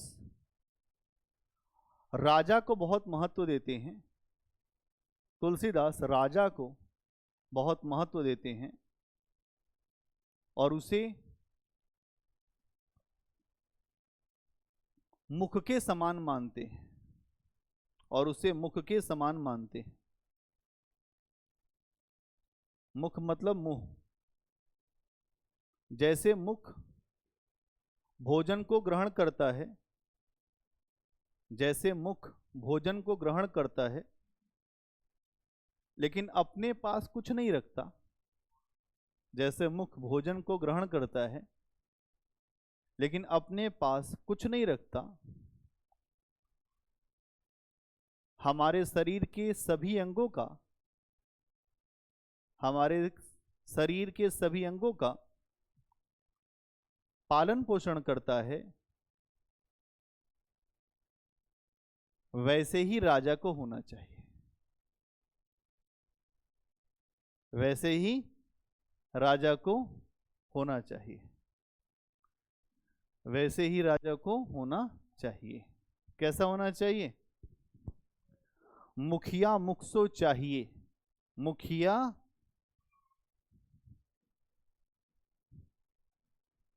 मुख सो चाहिए। मुखिया चाहिए मुंह जैसा। जिस घर में मुखिया मुंह जैसा होगा और सबके लिए बराबरी पर करेगा, जैसे हम मुंह में खाना खाते हैं और खाना मुंह में नहीं रहता, पूरे शरीर को लगता है, वैसे ही मुखिया होता है कि मुखिया मुखसम चाहिए। खान पान को एक, खान पान को एक। कहीं हम खाएं रसमलाई और तुम्हारे लिए गुड़ भी नहीं। कुछ घर में मुखिया होते हैं कि मुखिया को सब कुछ मिल जाता है, बढ़िया दाल फ्राई, बढ़िया हरी सब्जी, रोटियों पे घी, और जो बच्चे हैं जो छोटे उसमें जूनियर कैंडिडेट हैं, उनके दाल में ना तो घी मिला ना हरी सब्जी मिली। तो मुखिया की तो मुखियागिरी चल रही है, लेकिन जो उसके नीचे वाले हैं, अगर खान पान सो एक, अगर एक है तब तो परिवार चलेगा, और एक नहीं है तो परिवार नहीं चलेगा, कोई कुछ भी कर ले। इसीलिए न्याय ऐसा होना चाहिए कि न्याय में बंधु को भी दंड देना चाहिए। अगर न्याय की बात आ जाए और अपना भाई हो, अपना पुत्र हो, उसको भी दंड देने में अगर आप पीछे हैं, इसका मतलब कि अभी आपके अंदर अन्याय भरा हुआ है। अपने पुत्र की गलती पर मां तुरंत पर्दा डाल देती है और दूसरे पुत्र की गलती पर तुरंत उठा देती है। वो देखिए उनका लड़का। और जब अपने बात आती है तो फिर इधर उधर देखने लगती है। नहीं तो मुखिया इसीलिए अच्छी माँ क्या है, सबसे पहले शिकायत जाती है तो उसी को तोड़ती है, अपने को इतना तोड़ देगी कि फिर वो लोग देखने वाले कि हद जाते अगले बार लेके न जाओ भाई। हाँ, कि पता चला कि हम तो नहीं जानते, इतना मारेगी। असली माँ कहती कि तुमने गलती किया, लो फिर धोना शुरू, 1 2 3 4, पिटाई ही पिटाई। और जिसने माँ बाप के थप्पड़ नहीं खाई वो जीवन में आगे बढ़ता नहीं। इसीलिए माँ बाप के थप्पड़, लोग कहते हैं हमने आज से अपने बच्चे को मारा नहीं, तो कौन सा बड़ा काम कर दिया? नहीं मारा तो जो अपने घर में नहीं मार खाया वो बाद में समस्या करेगा तो मार खा जाएगा। बात समझ लीजिए, ये सब नेचर है। जो अपने घर में मार खाया गलतियों पर, कुछ उल्टा सीधा करने पर, वो बाद में मार नहीं खाएगा, नहीं तो उसको जीवन भी मार देगा या जीवन में मार खा जाएगा, कहीं ना कहीं दिक्कत जरूर होगी। इसलिए मार खाना भी छेनी हथौड़ी है। नहीं, एक फिल्म का डायलॉग है, मार खाना भी एक छेती हथौड़ी की तरह से है, कि जब बच्चे को बनाना होता है तो थोड़ी जो मार पिटैया होती है। हमारे एक सीनियर थे, हॉस्टल में रहते थे, उनके पिताजी ने एमए में उनकी पिटाई किया हॉस्टल में आके। एमए में पिटाई किया, कब? एमए में। बस उनके साथ समस्या ये थी कि वो थोड़ा सा लेते थे शाम को। किसी ने हॉस्टल से फोन करके बता दिया कि आपने यहाँ पढ़ने के लिए भेजा है, ये रात में यहाँ पार्टी करते हैं। और वो बड़े आदमी थे, काशी हिंदू विश्वविद्यालय के कुलपति थे, बीएचयू के। तो डॉक्टर विपिन बिहारी सिंह बिसेन नाम था उनका। आए, उनको सूचना मिली, सफेद कुर्ता पजामा ही पहनते थे। लड़का जो इतने बड़े बाप का लड़का, और वो आके अगर ऐसा करेगा तो पीड़ के पिता रख देगा, जिसने जिंदगी इसी पे झोंक दियो कि लड़का हमारा सही होना चाहिए। आए तो वो अपना सोए थे 1 बजे तक। हॉस्टल में 1 बजे सो के उठते हैं, रात भर पढ़ने का कल्चर है, तो सवेरे देर से उठे तो सुबह ही 1 बजे होती थी। और उनके साथ जब तक थे तब तक वो सुबह 4 बजे उठा देते थे उनको, उनके सामने इधर उधर नहीं करते थे। और उन्होंने बिना फोन किए वो आ गए अपने मुनी में 1-2 आदमी को लेकर, दरवाजा खटखटाया अपनी ही छड़ी से, खोलो। तो आवाज सुनते ही उनको लगा कि कोई लगता है घर का व्यक्ति आ गया है। अब सवेरे जो रात में पार्टी हुई थी, अब पार्टी हुई थी, जैसे ही खोले वैसे ही मारना शुरू कर दिया छड़ी से। और हमारे यहाँ का लॉन है, कभी आप इलाहाबाद में जाएं तो हमारा जीएन हॉस्टल है, उसके जो बीच में लॉन है बहुत बड़ा, उसी लॉन में ही ले जाके। और वो समय वो हॉस्टल के सुपर सीनियर थे, मतलब सीनियर नहीं सुपर सीनियर, उनके सामने लोग हमेशा सर नमस्ते, मतलब ये स्थिति थी उनकी। और कहे हॉस्टल छोड़ो, चलो घर रहने दो तुम यहाँ रहने के लिए। कहें उसके बाद माफी मांगे, कहें एक चांस और। अगले साल आईएएस हुए, प्रॉपर आईएएस विनोद बिहारी सिंह बिसेन। ये है कल्चर इंडिया का। यहां माँ बाप की मार भी आपके भले के लिए है। Proper IAS UP cadre. तो माँ बाप मार भी देते हैं कभी, तो क्यों मारते ये भी तो सोचो। आपको पढ़ाया अच्छे से, आप यहां आए अपने मन के हो गए, अब माँ बाप को कोई सच्चाई बता दे तो माँ बाप तो पागल हो जाएंगे और आ जाएंगे यहीं। प्रेम के पापा ने हमसे कहा कि हम खाल उधेड़ देंगे अगर सर एक बार आप मुझको फोन कर दिए तो। हमने कहा कि भाई हम क्यों फोन करेंगे, हमें ये सब कहानियां याद आ जाती है कि भाई ऐसा ही होता है।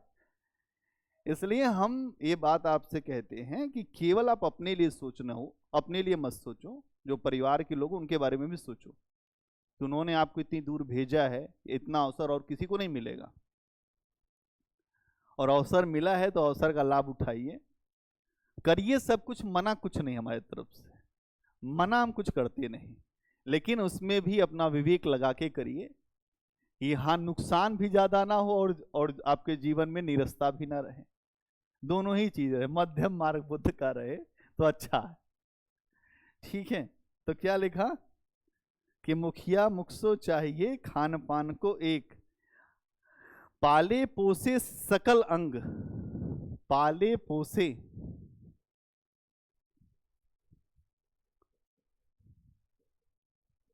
सकल अंग, पाले पोसे सकल अंग, तुलसी सहित विवेक, तुलसी सहित विवेक।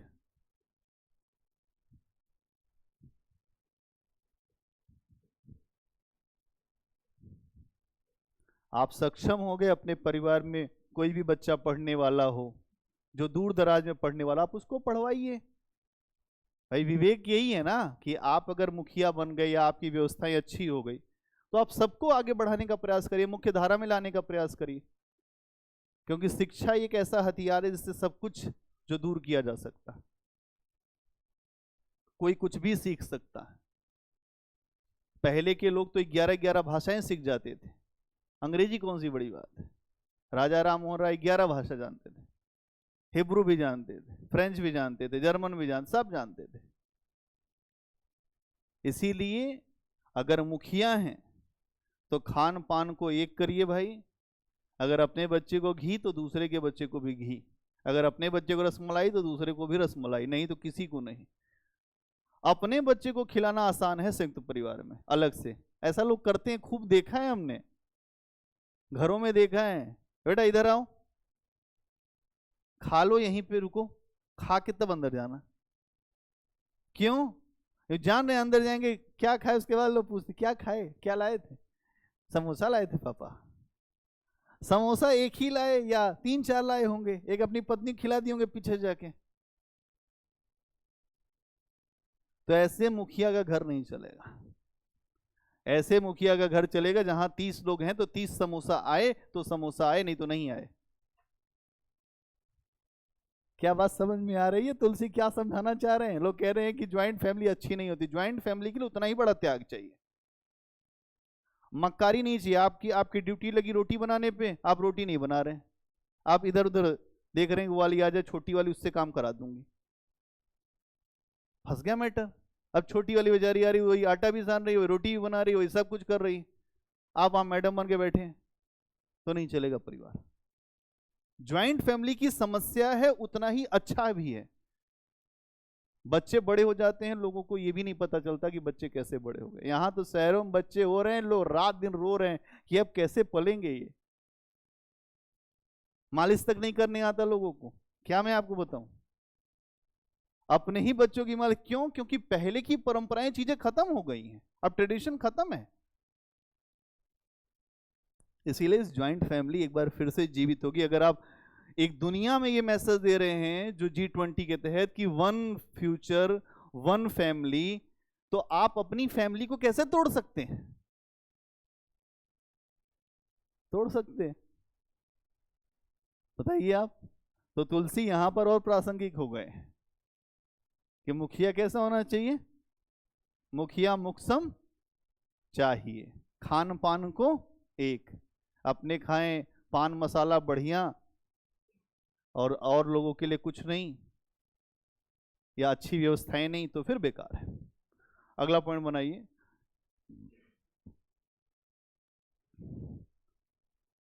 तुलसीदास तुलसीदास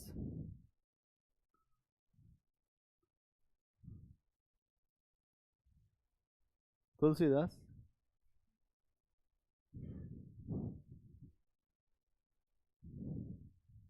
ठीक, जो तुलसीदास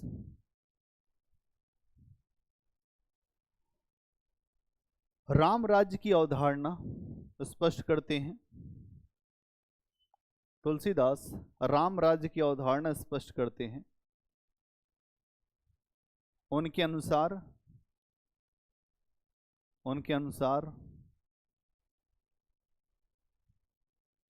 राम राज्य ऐसा राज्य है, उनके अनुसार राम राज्य ऐसा राज्य है जहां हर व्यक्ति की मूल आवश्यकताएं पूरी होती हैं, जहां हर व्यक्ति की मूल आवश्यकताएं पूरी होती हैं, जहां किसी के जीवन में कोई दुख नहीं है, जहां किसी के जीवन में कोई दुख नहीं है,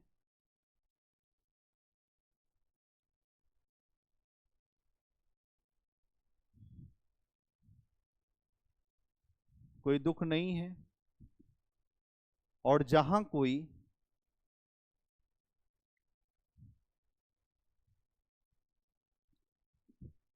लक्षणहीन नहीं है। जहां कोई लक्षणहीन मतलब अच्छे कार्यों से युक्त नहीं है, ऐसा नहीं है, लक्षणहीन नहीं। तो राम राज्य का मतलब समझे कि जो राम राज्य का मतलब क्या हुआ? राम राज्य का मतलब हुआ कि जहां कोई जीवन में कष्ट नहीं है। राम जब गद्दी पर बैठेंगे तो सबको आनंद मिलेगा। राम हाथ जोड़ लेते हैं अपनी जनता के सामने, अगर भैया मैं कुछ आपसे उटपटांग कहूं तो मुझको आप लोग रोक देना, ऐसे राजा हैं राम।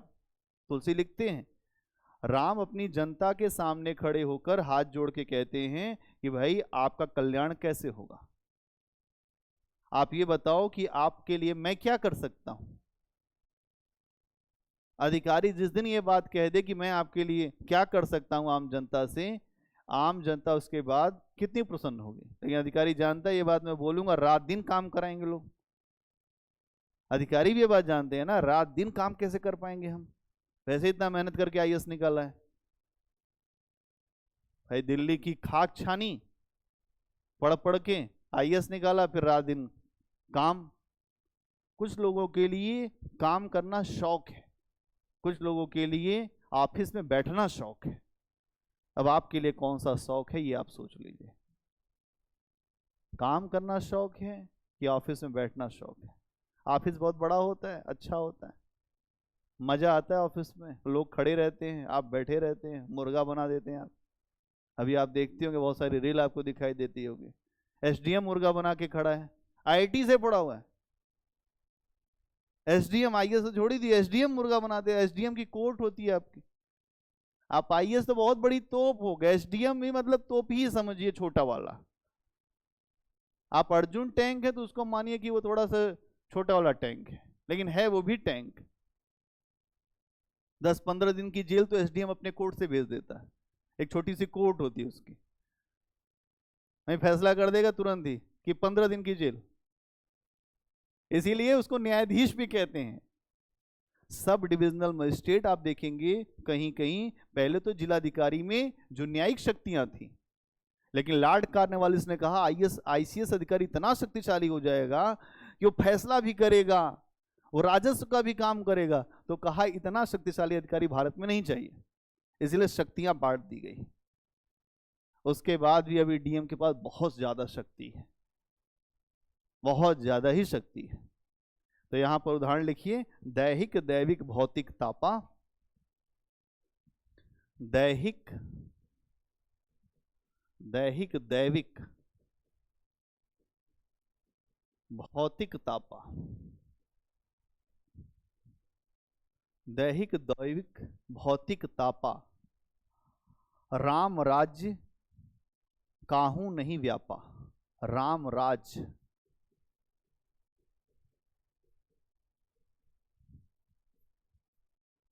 काहू नहीं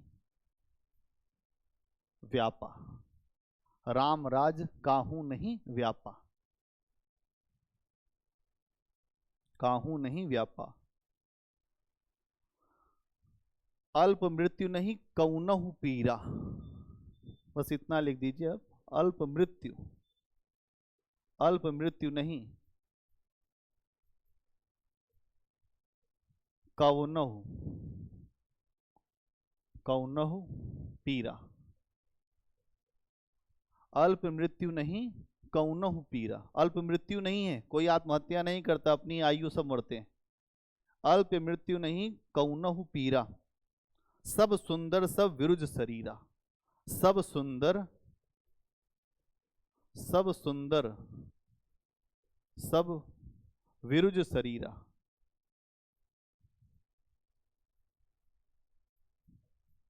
सब सुंदर सब विरुज शरीरा, और सभी देखने में सुंदर हैं, सभी अच्छे हैं, सब विरुज शरीरा, सब सुंदर सब विरुज शरीरा।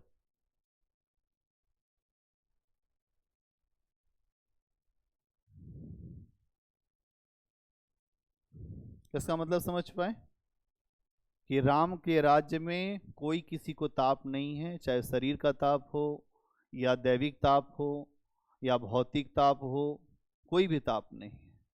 इसके अलावा अल्प मृत्यु नहीं है राम के राज्य में, इसके अलावा सब सुंदर हैं। इसके अलावा अगली लाइन है कि नहीं दरिद्र नहीं को दुख दीना, उसको छोड़ दिया मैंने, कि नहीं दरिद्र नहीं को दुख दीना, कोई जो दरिद्र नहीं है, कोई दुखी नहीं है, कोई दीन नहीं है। और क्या है, नहीं कोई अबुध न लक्षण हीना, न कोई अबुध है, मतलब मूर्ख कोई नहीं है, सब पढ़े लिखे हुए हैं, सब लक्षणों से युक्त हैं, ऐसा है राम राज्य। इसका मतलब जो स्टेट है वो जिम्मेदारी लेगा कि सबको शिक्षा मिले, स्टेट जिम्मेदारी लेगा कि कोई दरिद्र न रहे, स्टेट जिम्मेदारी लेगा कि सबके जीवन की मूलभूत आवश्यकताएं पूरी हों। ऐसे राजा की जरूरत है। इसीलिए राज्य अगर किसी को कुछ देता है तो एहसान नहीं करता है, ये राज्य की ड्यूटी है, ये राज्य की जिम्मेदारी है कि राज्य को काम करना पड़ेगा। और अगर आप राज्य की संकल्पना इस तरह से समझें तो आपको बात समझ में आएगी कि राम का राज्य कैसा है, राम के राज्य में किस तरह की बातें हैं। जो राम का राज्य समझ में आ गया, बोले। अगली हेडिंग बनाइए, अर्थव्यवस्था। तुलसीदास ने अर्थव्यवस्था पर किस तरह से बात बताई है, अर्थव्यवस्था।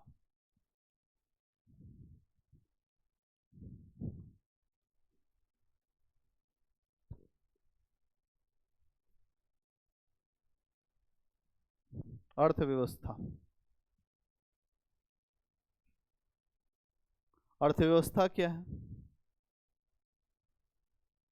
अगर आप देखें तो मध्यकाल में अर्थव्यवस्था पर चर्चा करने वाला कोई अर्थशास्त्री तो है नहीं तुलसी, लेकिन फिर भी मध्यकाल में वहाँ की जो आर्थिक संरचना है उस पर चर्चा कर रहे हैं। मध्यकाल में जिस तरह का शोषण उस पर चर्चा कर रहे हैं। एक दो लाइन लिखिए। तुलसीदास मध्यकाल के अकेले ऐसे कवि हैं, तुलसीदास मध्यकाल के अकेले ऐसे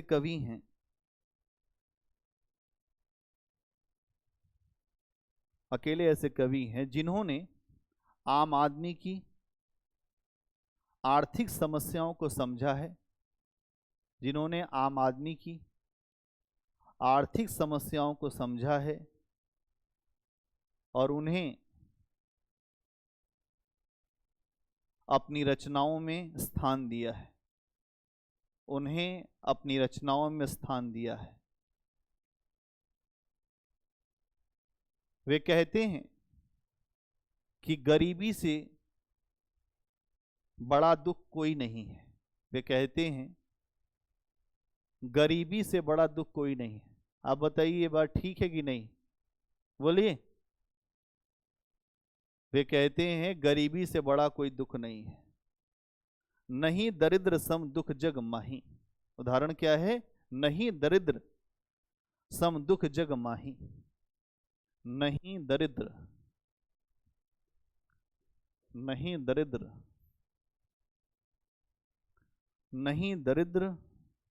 सम दुख जग माही। इस जगत में, इस धरती पर जो दरिद्रता से बड़ा दुख नहीं है। जब जेब में पैसे नहीं होते तो अच्छे अच्छे रिश्ते पीछे छूट जाते हैं। जैसे जेब में छेद हो जाए, जैसे पैसे गिर जाते हैं, वैसे रिश्ते भी छूट जाया करते हैं। पैसे ऐसी चीज है, और इसी बात को तुलसी समझाते हैं कि पैसा ना हो तो लोग असलियत में सामने आ जाते हैं, और पैसा हो तो नए नए रिश्तेदार खड़े हो जाते हैं, नए नए संबंधी, नए नए मित्र, नए दोस्त। और जैसे ही आपने ये देखा कि सामने वाले की जेब में पैसा खत्म, संबंध भी खत्म। ऐसा संबंध इस समय खूब चल रहा है, महानगरों में तो खूब ही चल रहा है, हर जगह चल रहा है। जो गांव में भी चलने लग गया, ठीक है। अब राजस्थान में चलने लगा है, इसका मतलब कि फिर तो प्रलय ही आने वाली धरती पे। वहां नहीं चलता था क्योंकि राजस्थान में लोग ठीक हैं अभी, लेकिन फिर भी अब वहां पे भी अठन्नी चवन्नी चल रही है, इसका मतलब दिक्कत है। जो जयपुर में तो खूब है, जयपुर में तो इतना है कि पूछो मत, सब जगह है। लेकिन अब इसका मतलब ये है कि तुलसी कह रहे हैं कि नहीं दरिद्र सम दुख जग माही। अगर कोई दरिद्रता से बड़ा कुछ दुख इस दुनिया में होता ही नहीं है। सबसे बड़ा दुख क्या है? पैसा ना होना। पैसा ना हो तो व्यक्ति अपने आप इसका दिमाग काम करना बंद कर देता है। आप लाख पढ़ने में तेज हैं, आपको यहाँ पे पैसा मिलना बंद हो जाए, अभी आपको समझ में आएगा कि आपकी किताब ही नहीं खुलेगी। पापा ये बोल दें कि अगले महीने से पैसा मिलना बंद, तो आप नहीं पढ़ पाएंगे। एक दो महीने अगर ऐसा चले तो एक दो महीने आपका बड़ा ही मुश्किल निकलेगा। अब फिर देने लगे तब समस्या। मतलब यहां पर यही बात तुलसी समझा रहे हैं कि इससे बड़ा दुख कुछ नहीं है। और फिर क्या कहते हैं? संत मिलन सब सुख जग माही। और संत से मिलने से बड़ा सुख इस दुनिया में कोई नहीं है। अगर कोई संत पुरुष मिल जाए या संत महिला मिल जाए, पुरुष महिला दोनों ही हो सकते हैं, तो उससे बड़ा सुख कुछ नहीं है। क्योंकि वो क्या बताएगा? संतोष करना बताएगा। वो कहेगा संतोषम परम सुखम। आज तुम संतोष करो, आगे वो तुम्हें देगा। अगर आज तुम युद्ध करोगे, आगे वो तुम्हें वो भी नहीं देगा। संतोष क्या होता है? संतोष शब्द से ही बहुत सारी चीजें लोग संतोष कर जाते हैं। नहीं, गांव के बुजुर्ग लोग कहते हैं संतोष रखो, मिलेगा। जो तुम्हारा है वो तुम्हारे पास ही आएगा। और जो संतोष नहीं करता वो क्या करता है? वो लड़ जाता है। और लड़के वो चीजें और खराबी कर देता है। तो यहां ये भी बात है। अगला पॉइंट बनाइए। तुलसीदास ने अपने समय के अकाल की समस्या को, तुलसीदास ने अपने समय की अकाल की समस्या को उठाया है और वे इस बात से बहुत नाराज हैं, और वे इस बात से बहुत नाराज हैं कि कलयुग में बार बार अकाल पड़ता है और लोग भूख से तड़प कर मर जाते हैं, और लोग भूख से तड़प कर मर जाते हैं। अंग्रेजों का शासनकाल जब आप पढ़ेंगे तो भारत में बार बार अकाल पड़ता था। अकाल आयोग बना है, बहुत सारे अकाल आयोग बने, चाहे मैकडॉनल्ड आयोग हो, स्ट्रेची आयोग हो, भूख से मर जाते थे। उदाहरण लिख दीजिए, कली 12 बार दुकाल पड़े। कली 12 बार दुकाल पड़े। तो यहां पे दुकाल का मतलब क्या है? अकाल।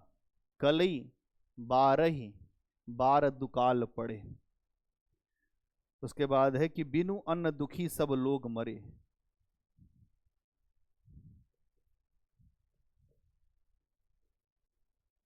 क्या है कि बिनु अन्न दुखी सब लोग मरे।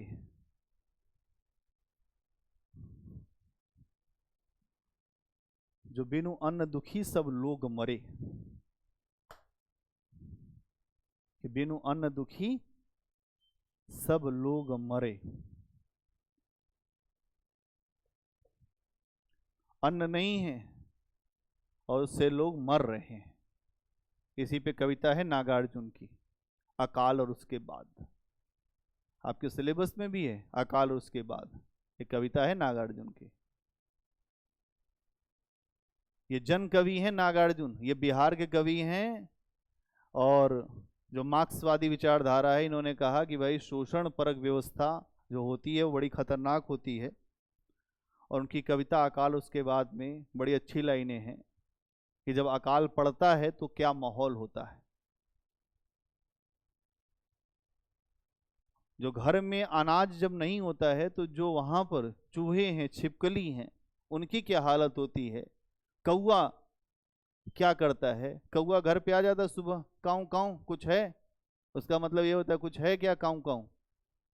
तो लोग वहां कुछ फेंक देते, रोटी वोटी, तो उठा के उड़ लेता है। फिर उसके बाद आवाज करता है ठीक है ठीक है, फिर आऊंगा कल। तो नागार्जुन यही समझाते हैं कि बड़े दिन की चूल्हा रोया चक्की रोई। चूल्हा रो रहा है, चक्की रो रही है, चक्की उदास है। उसके बाद जो नागार्जुन बताते हैं, कई दिनों तक लगी भीत पर छिपकलियों की गश्त, चूहों की भी हालत रही शिकस्त। भीत पर, ये जो दीवार है इसके ऊपर छिपकलियों की गश्त चल रही है, एक छिपकली फिर पीछे से छिपकली। जब पुलिस चलती है पीछे से गश्त करते हुए 2-3 पुलिस और चलती है। अब नागार्जुन तो कवि हैं, तो जो गश्त सबका यूज देखिए कितना अच्छा किया। कई दिनों तक लगी भीत पर छिपकलियों की गश्त, कई दिनों तक चूहों की भी हालत रही शिकस्त। चूहे ढूंढ ढूंढ के अनाज का एक दाना कहीं मिल ही नहीं रहा, शिकस्त, हार गए। युद्ध में हारते हैं ना, शिकस्त मिलती है, या जीत मिलती है शिकस्त। इसको कहते हैं इस्तेमाल करना शब्दों का। चूहों की भी हालत रही शिकस्त। फिर क्या हुआ? एक दिन आए दानी आए, दानी आए घर के अंदर कई दिनों के बाद। चमक उठी घर भर की आंखें, कई दिनों के बाद आज बनेगा। कौवे ने खजुआई पाखें, कई दिनों के बाद, कि आज बनेगा, फिर मिलेगा, फिर काऊ काऊ होगा। खुश है कौआ। ये है लेखक की कल्पना। लेखक ने भयावह दृश्य को जो इस नेचर में जितने भी लोग हैं सबसे जोड़ के सामने रखा है।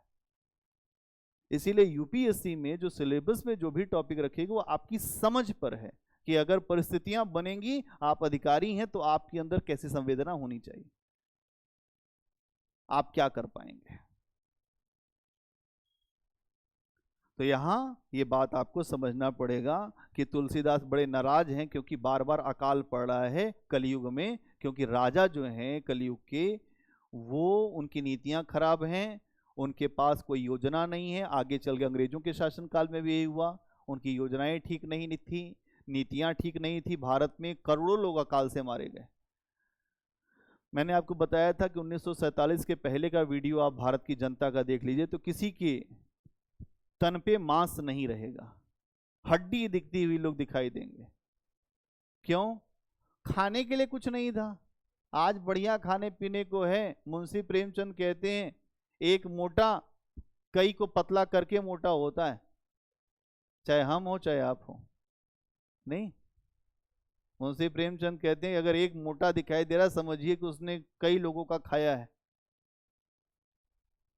तब वो मोटा हुआ है। इससे पता चलता है कि वो पूंजीवादी वर्ग का है, वो शोषण करने वाला वर्ग है। ये बात यहां पर समझना होगा। इसके अलावा और क्या तुलसी कहते हैं? बेरोजगारी है। एक कवि जो ईश्वर के बारे में चर्चा कर रहा है वो अर्थव्यवस्था भी बता रहा है, वो ये बता रहा है, अकाल भी बता रहा है, वो ये बता रहा है कि दरिद्रता से बड़ा कोई दुख नहीं है। ये सारी बातें आज भी हैं कि नहीं है? है कि नहीं आज? और आप देखिए आगे, अगले पॉइंट लिखिए। तुलसीदास ने इन समस्याओं के साथ साथ तुलसीदास ने इन समस्याओं के साथ साथ बेरोजगारी की समस्या पर भी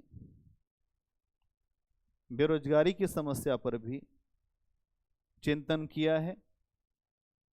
बेरोजगारी की समस्या पर भी चिंतन किया है।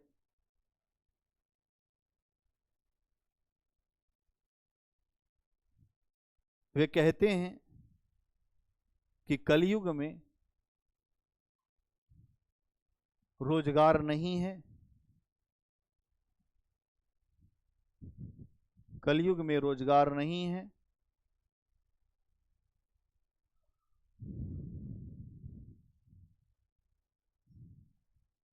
किसान के पास खेत नहीं है,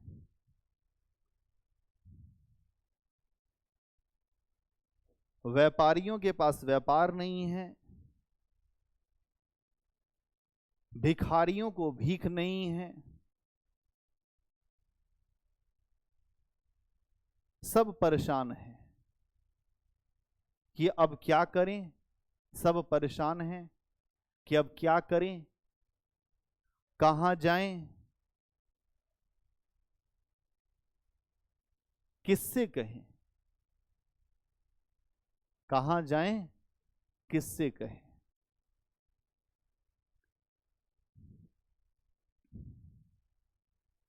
उदाहरण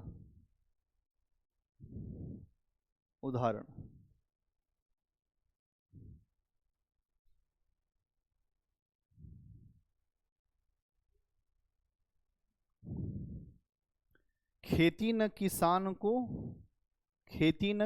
को, उदाहरण लिखिए।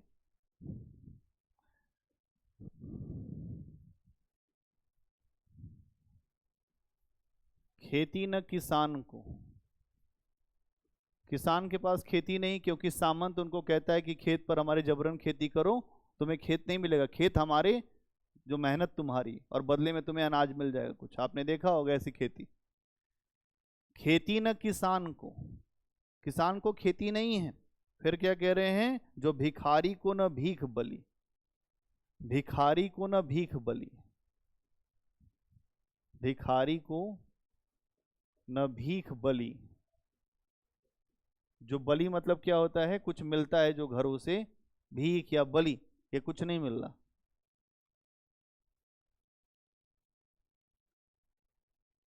आखिरी लाइन लिख दीजिए, कहां जाई का करी, डैश डैश डैश कहाँ जाई, का करी। कहाँ जाऊं, क्या करूं। कहाँ जाऊं, क्या करूं। जो नौकरी करने वालों को नौकरी भी नहीं मिल रही है, कुछ नहीं मिल रहा है। जो व्यापारियों को व्यापार नहीं, क्योंकि सामंत किसी को कहीं जाने आने नहीं देते। ऐसा समय है तुलसी का। अब एक निष्कर्ष लिख दीजिए। अच्छा, थोड़ा सा और लिख दीजिए, और लिखिए, एक दो पॉइंट और बना के।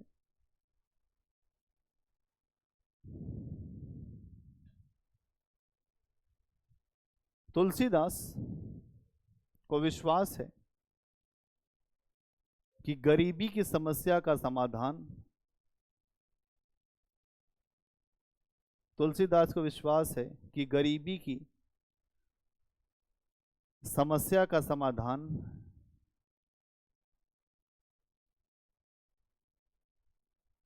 उनके आराध्य श्री राम कर सकते हैं।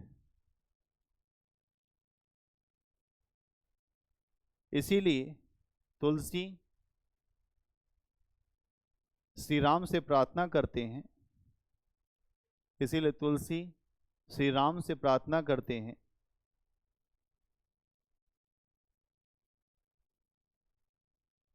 कि गरीबों का पेट भरे राम।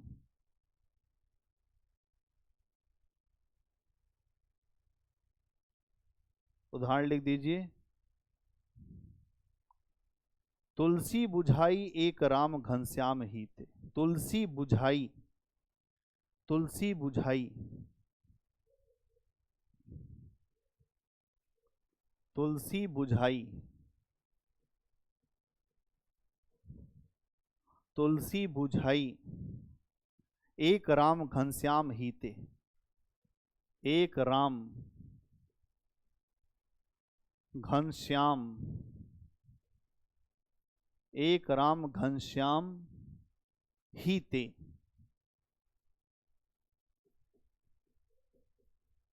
तुलसी बुझाई एक राम घनश्याम ही ते।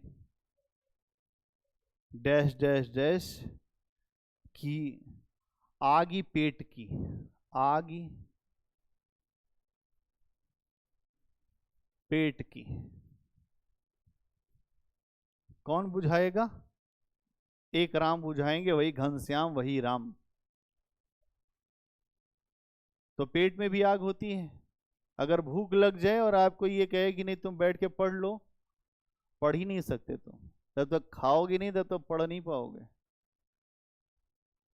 अनाज का भी एक अपना रोल है जीवन में।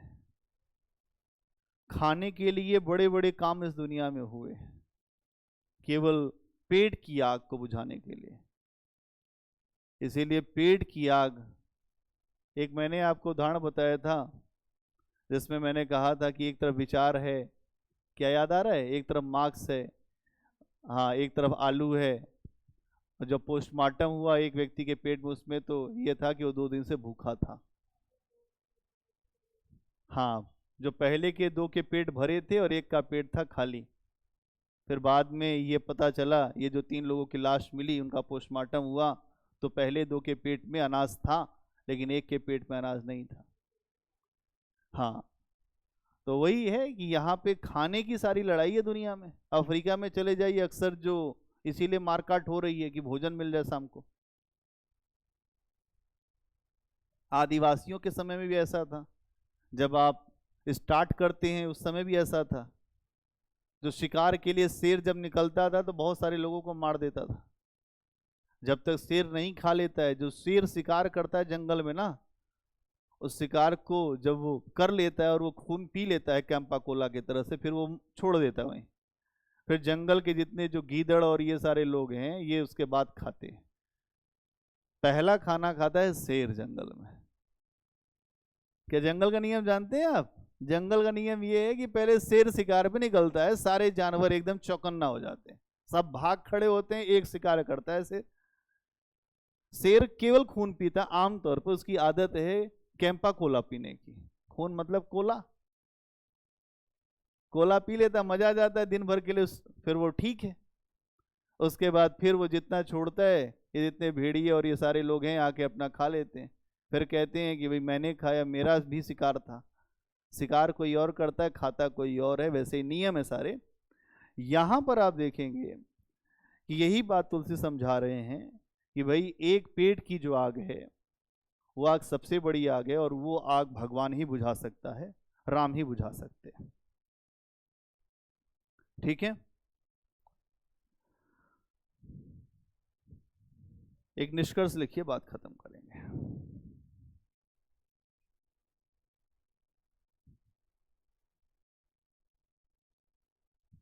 कुल मिलाकर यह कहा जा सकता है, कुल मिलाकर यह कहा जा सकता है, तुलसीदास की कविता के द्वारा, कुल मिलाकर यह कहा जा सकता है, तुलसीदास की कविता के द्वारा लोक मंगल की विराट साधना हुई है, लोक मंगल की विराट साधना हुई है।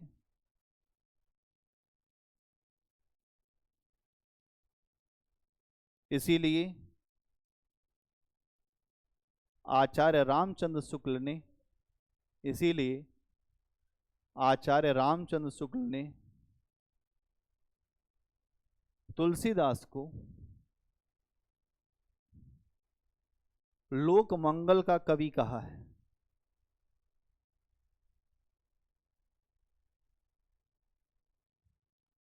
लोक मंगल का कवि कहा है। इसके अलावा डॉक्टर रामविलास शर्मा, विश्वनाथ प्रसाद, इसके अलावा डॉक्टर रामविलास शर्मा एवं डॉक्टर विश्वनाथ त्रिपाठी, डॉक्टर रामविलास शर्मा एवं डॉक्टर विश्वनाथ त्रिपाठी ने भी तुलसी के सामाजिक महत्व को स्थापित किया है, तुलसी के सामाजिक महत्व को स्थापित किया है।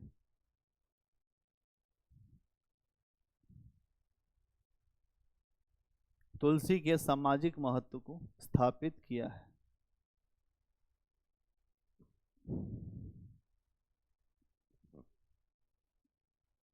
तुलसी के सामाजिक महत्व को स्थापित किया है। ये हो गया आपका पूरा क्वेश्चन, जिसमें आपने तुलसीदास की सामाजिक चेतना वाला पक्ष कर लिया कि तुलसीदास में सामाजिक चेतना कितनी है।